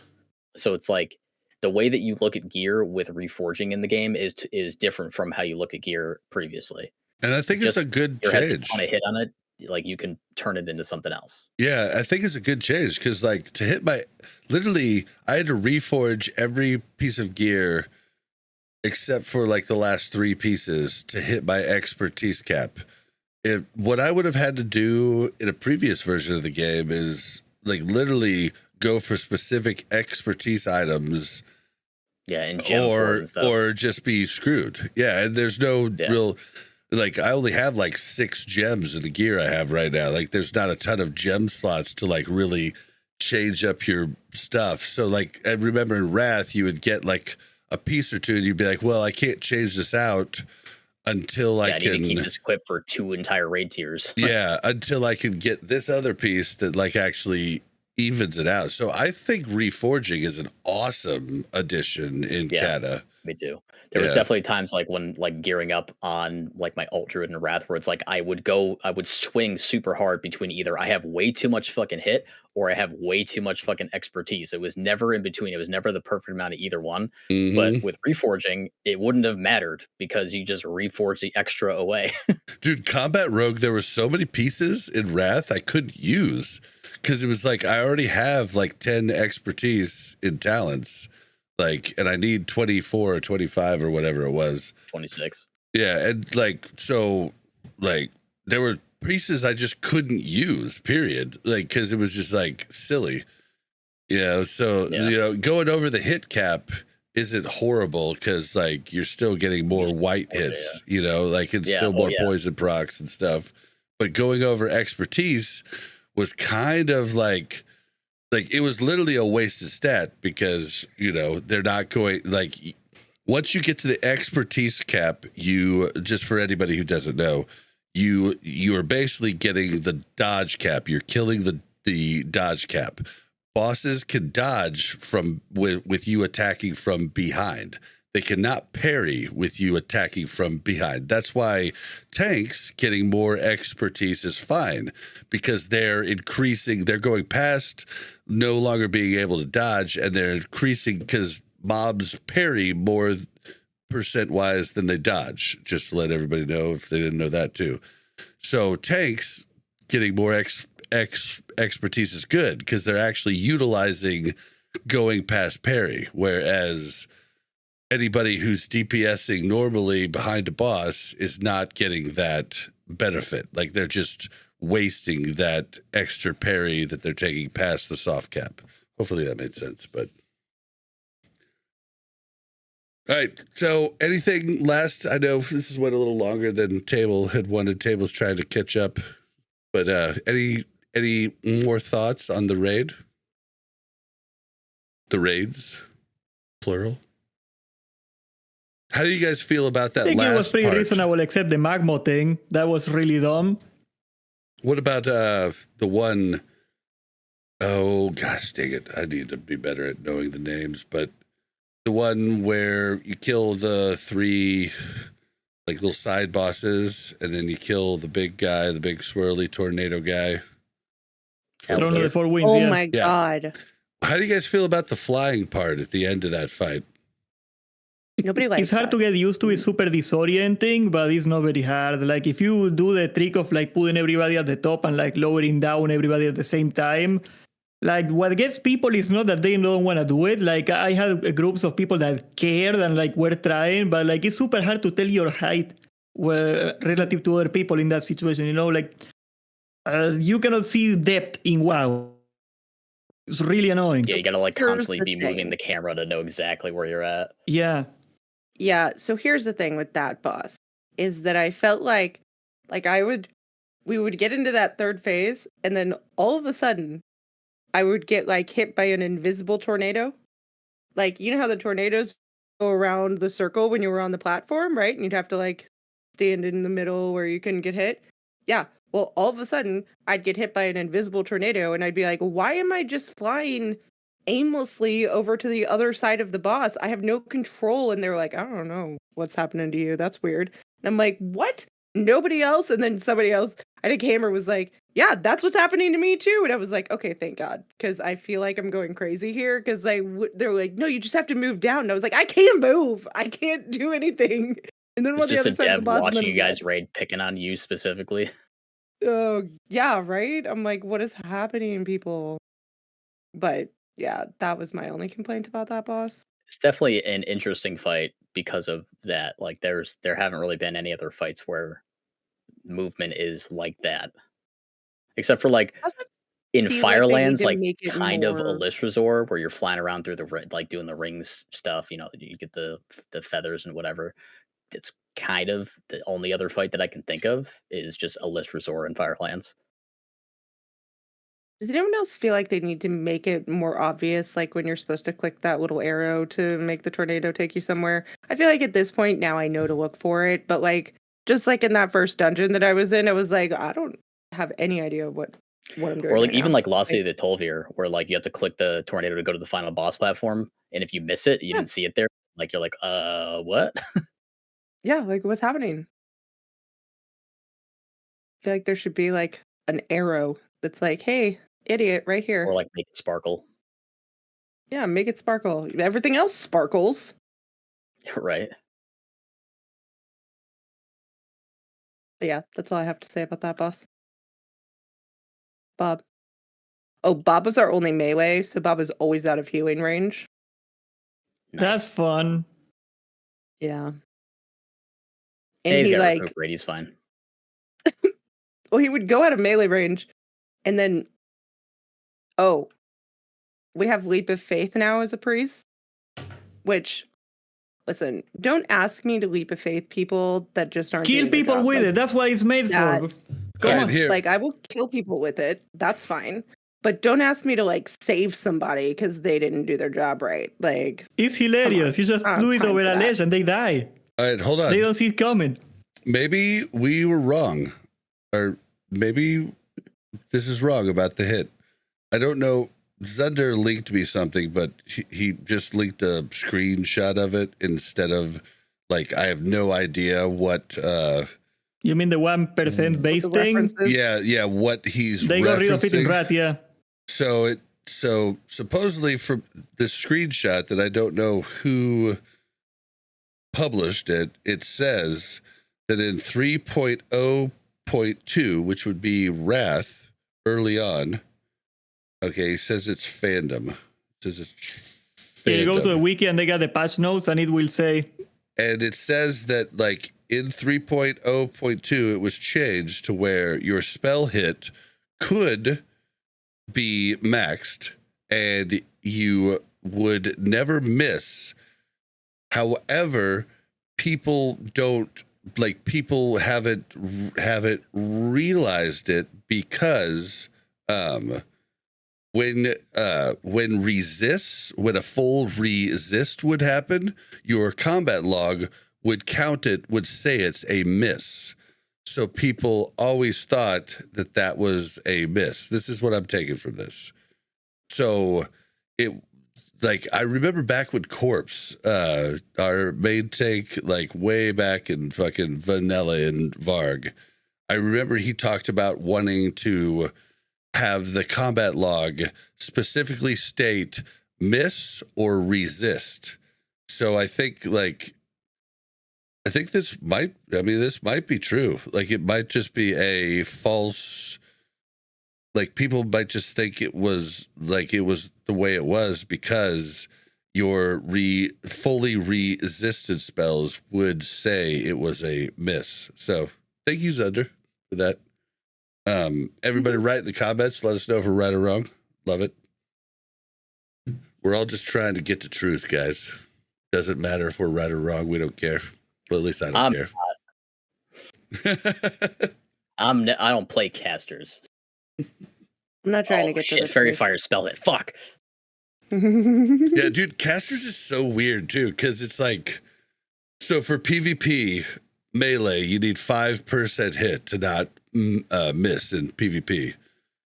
And then you need like what, 8 or 9% to not miss in PvE. But then casters, you need 3% to not miss in PvP, but 17% to not miss in PvE. The fuck? I'm just saying what the fuck. Anything else? Anything else before we close it out? Oh yeah, if you're a warlock and if you're in Fairlina US, apply to forward leaners. We're gonna make a man out of you. Nice. And We only promise. listen to that song from Mulan the whole time. All right. We are men. To translate what Sand said is, if you're a warlock on Fairlina, he would love you to get in touch with him because they will bring you into the guild and make a man out of you, or a woman if that's what you are. Well, that's the whole movie. The plot of the movie is exactly that, Bob. It's like a woman that is doing the same as the man, and like then she cheats on the climbing the pole thing, like she ties the two badges together, and like she uses it as a tool to climb. She uses a braid. Smart. That's not cheating. That's being That- smart. No, it's a That's clever creative use of use of game game mechanics. Exactly. Yes. Yes. It's my favorite movie. Really? That's hilarious. Mine's like Aladdin or Lion King. No, I think I hate both of them because they're full of bad songs. Give me fucking Mulan and the Emperor's New Groove any day of the week. Oh my Yeah, god, the Emperor's dude, New Groove is I needed to great. bring that up. Okay, I wrote that down somewhere. Oh my god, dude. So in Kata, all the camels are Emperor's New Groove graphic. Like it's literally the Emperor's New Groove. Yeah, like It was when it came out, like the TV show, whoever yeah. the artist was stole that shit straight from Emperor's New Groove. Like Hilarious. the best part of Emperor's New Groove is at the very start when the bodyguard guy is like trying to sneak around and he's doing his own sound effects and he gets up against the wall Yeah, and he's Kronk. like doo, doo, doo, doo, doo, doo, doo. And then people are looking at him like he's an idiot. And he's like doo, doo, doo, doo. It's so good. Oh my god. But yeah, the camels are all Emperor's New Groove art style. So Emperor's New like whoever was in charge of graphics for Kata and Mop was a big Disney fan, because I'm telling you, the pandas look exactly like Kung Fu Panda too. So let's just Did you know alpacas are Panda's camelids? DreamWorks. They I don't are think from the it's same Disney. family as camels. what is Alpacas descend from camels. Yep. alpaca? Is that like a llama? Yeah, llamas, alpacas, they are they are actually camels. People think they are like goats. No, they are camels. They're in Oh, the camelid They family. looked more camel to me, and they spit like a camel does too. Yes. So. It's a funny story. Right? I My like parents are on camels. vacation right now, and they visited an alpaca farm, and one of the alpacas spit on my mom because she got a little too much in his personal space, I guess. Oh no! So she told us in our like family chat group thing about that. She's like, "Oh, llama spit on me," and I was like, "Hey, you shouldn't have thrown off his groove." Dude, I remember I was at the Kansas City Zoo. I was like 11, maybe 10. And my babysitter, she was she basically was one of the people that raised me. Like she was with me at all times, like all growing up, me and my brother. But she was super religious and she's a little bit crazy. But I remember her bitching at me. We're at the monkey exhibit, and back then it was like a circle, and you could go inside and you could see the monkeys in their like indoor area, and then on the outside it was like all it had a drop down, right? But it was all open, right? So we're sitting there and she's bitching at me for something I did. I don't remember what it was, but I remember what happened next. Literally graphically, I could see it, picture perfect. She's sitting there bitching at me and telling me how bad I've been and what I'd done wrong. And just a piece of shit hits her right in the side of the face. And she goes, and Monkeys are hilarious. she's looking at me and she's like in mid yell, and she's like stopped, and she's like, She reaches up to her face. She pulls a little bit of it and looks at what it is. And she goes, ah, ah, ah. And Monkey had thrown shit at her because probably he was upset because she was yelling, right? Like the monkey just fucking pegged her with his shit. It was the best thing ever. Oh my God. You better have given that monkey something after. Just like throwing him a piece of food or something, bro. I'd never seen her more mad. I was silent for the next hour and a half. Like, That's gotta be an experience. oh my God. Oh, My cousin was like 4 years old, and she was at the zoo one time, and like it was like a crappy small zoo, and like she put like her finger in the toucan cage, and the toucan pecked her finger, and she was like, "Ow, this thing is spicy." Oh my God. And dude, that same summer, it wasn't the same day, but that same summer, there were these kids shooting the lion in the lion cage with squirt guns. Oh, And then Rude. all of a sudden, the lion turns around. I don't know how he did this. It was a male lion, but he turns around and literally just sprays pee all over a lady and her baby who weren't even squirting him. Like, Oh, no. I mean, just literally, and the lady's screaming, going, ah, ah, ah. And like, it's just like, but like, he put his ass towards him, and I don't know how he pointed it. Like, I don't know how lions, anatomy works, but that lion is a gangster. dude, it was great. And I was sitting there thinking, man, he didn't get the asshole kids that were shooting him with the fucking squirt gun. Like, dude, people probably don't even know, like, kids nowadays probably don't even know what a squirt gun is. Like, do you guys know what what are the You know what squirt guns are? You would like. It's the first move that Squirtle gets when he hits level 12. Dude, that's the difference between you and I's generations. What are the squirt guns you pump up? Power Super soakers? Super soaker, yeah. soakers, yeah. Oh my God! All right. Well, When I was a kid, we had actually gun gun-shaped ones, and now you cannot have those anymore. Yeah. You still can have them here. Wait, gun shape? What? No. They had like novelty ones that looked exactly like a gun. Oh, and, no, like, you can't have ones that look exactly like guns. Well, yeah, no. that was the problem, right? Like they realized it was a stupid idea sooner rather than later. That's a bad idea. Yeah. There was also lighters that looked like a gun. That was also very stupid. Oh yeah, I had one of those. Yeah, like those were awesome. I've even got a butterfly I'm gonna light knife up a cigarette. That's a bottle opener. No. I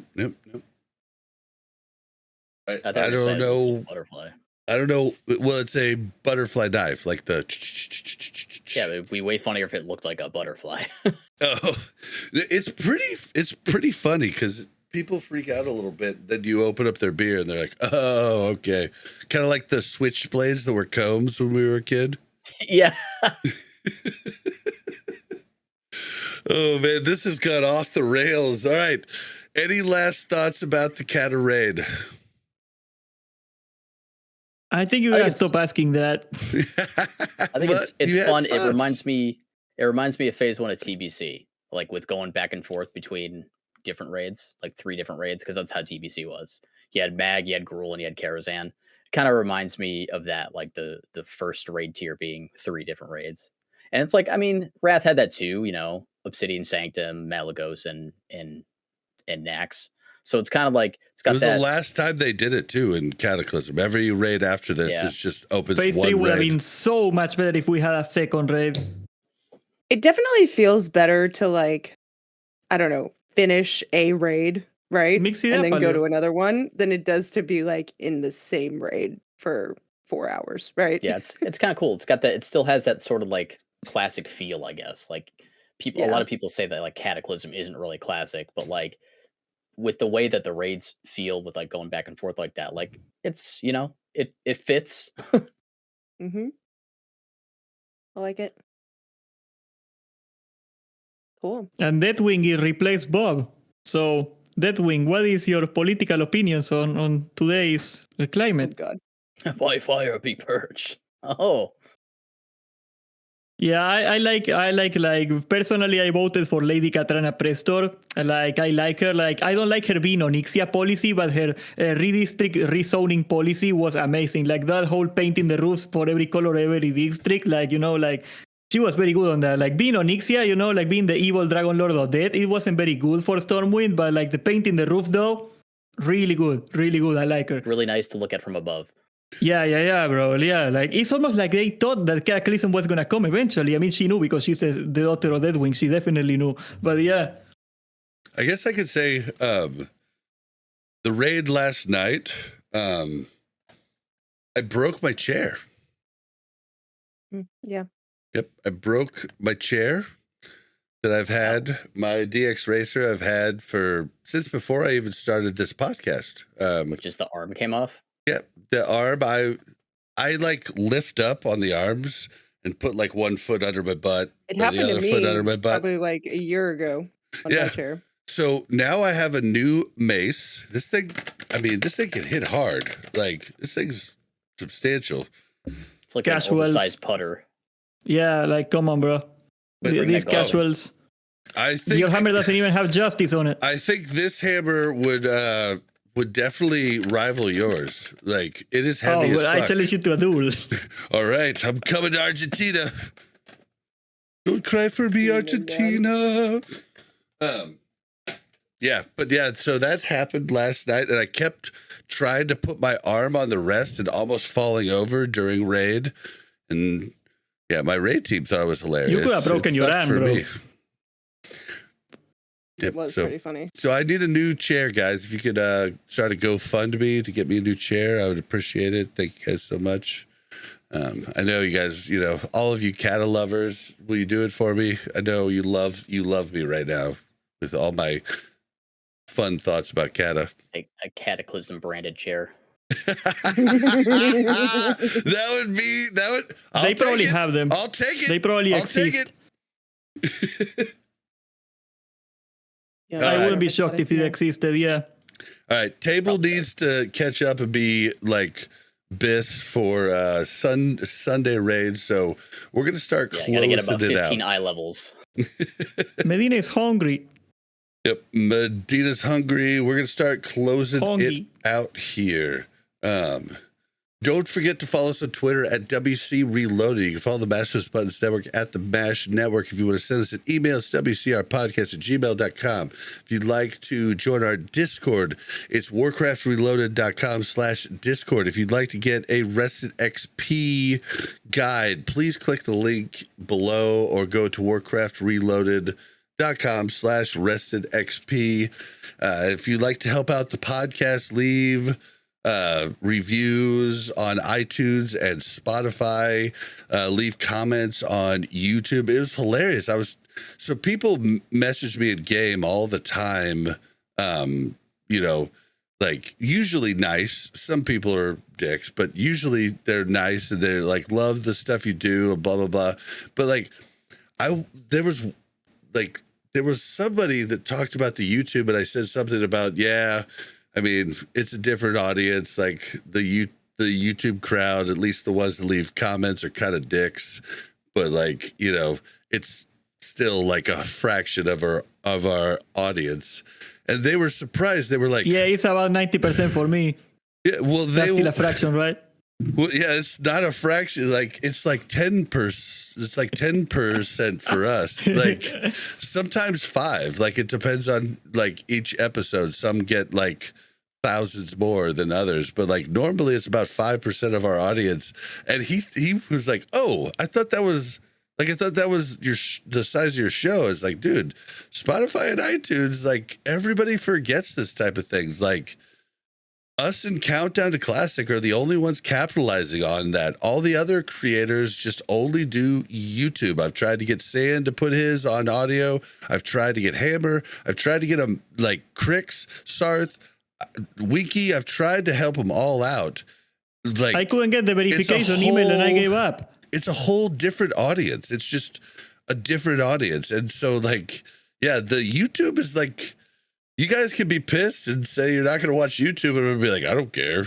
Like, I mean, it's like, that's sorry, but it's like, it's literally a fraction of our audience. And so, but we like growing there. We like having the different audience. It's just, it's funny because the audio listeners are so much nicer than YouTube watchers. YouTube watchers, you guys should be better.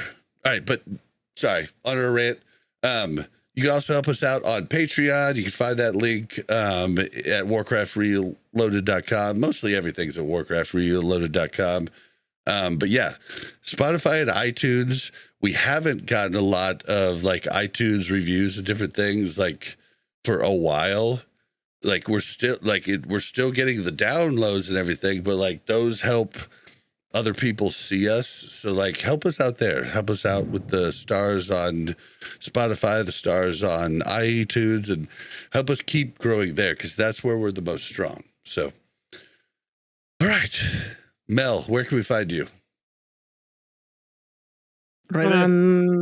You can find me if you leave an iTunes review or sign up for Patreon. I'm really visible at those places. And that's all. And that's where you sell your nudes, right? No. You're supposed to be like, you have to Gosh, subscribe ding it. to find out, Mel. Jeez Louise. All right, well, I'm not where putting can that out we in the world. find your nudes table? In your DMs. Your DMs, Bob. You don't have his nudes? Weird. Yeah, it's not like it's very hard to like. You don't even have to insist very much, you know. Like Damn it, you're all gonna get them sooner or later if you're in the raid. all I've got is his feet pics, dang it.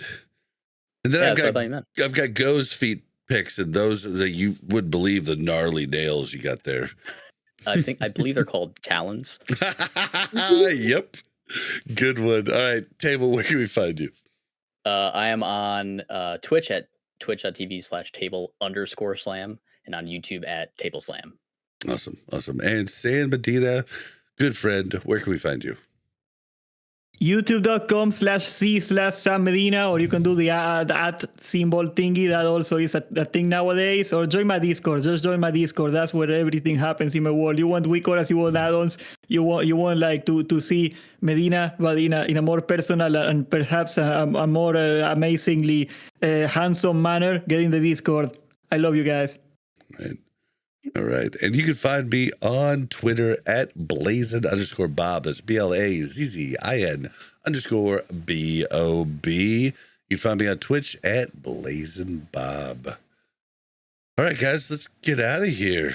It's a great episode. Thank you guys for coming. Love you guys as always. And yeah, thanks for educating me on more Cataclysm stuff. Bye. Bye.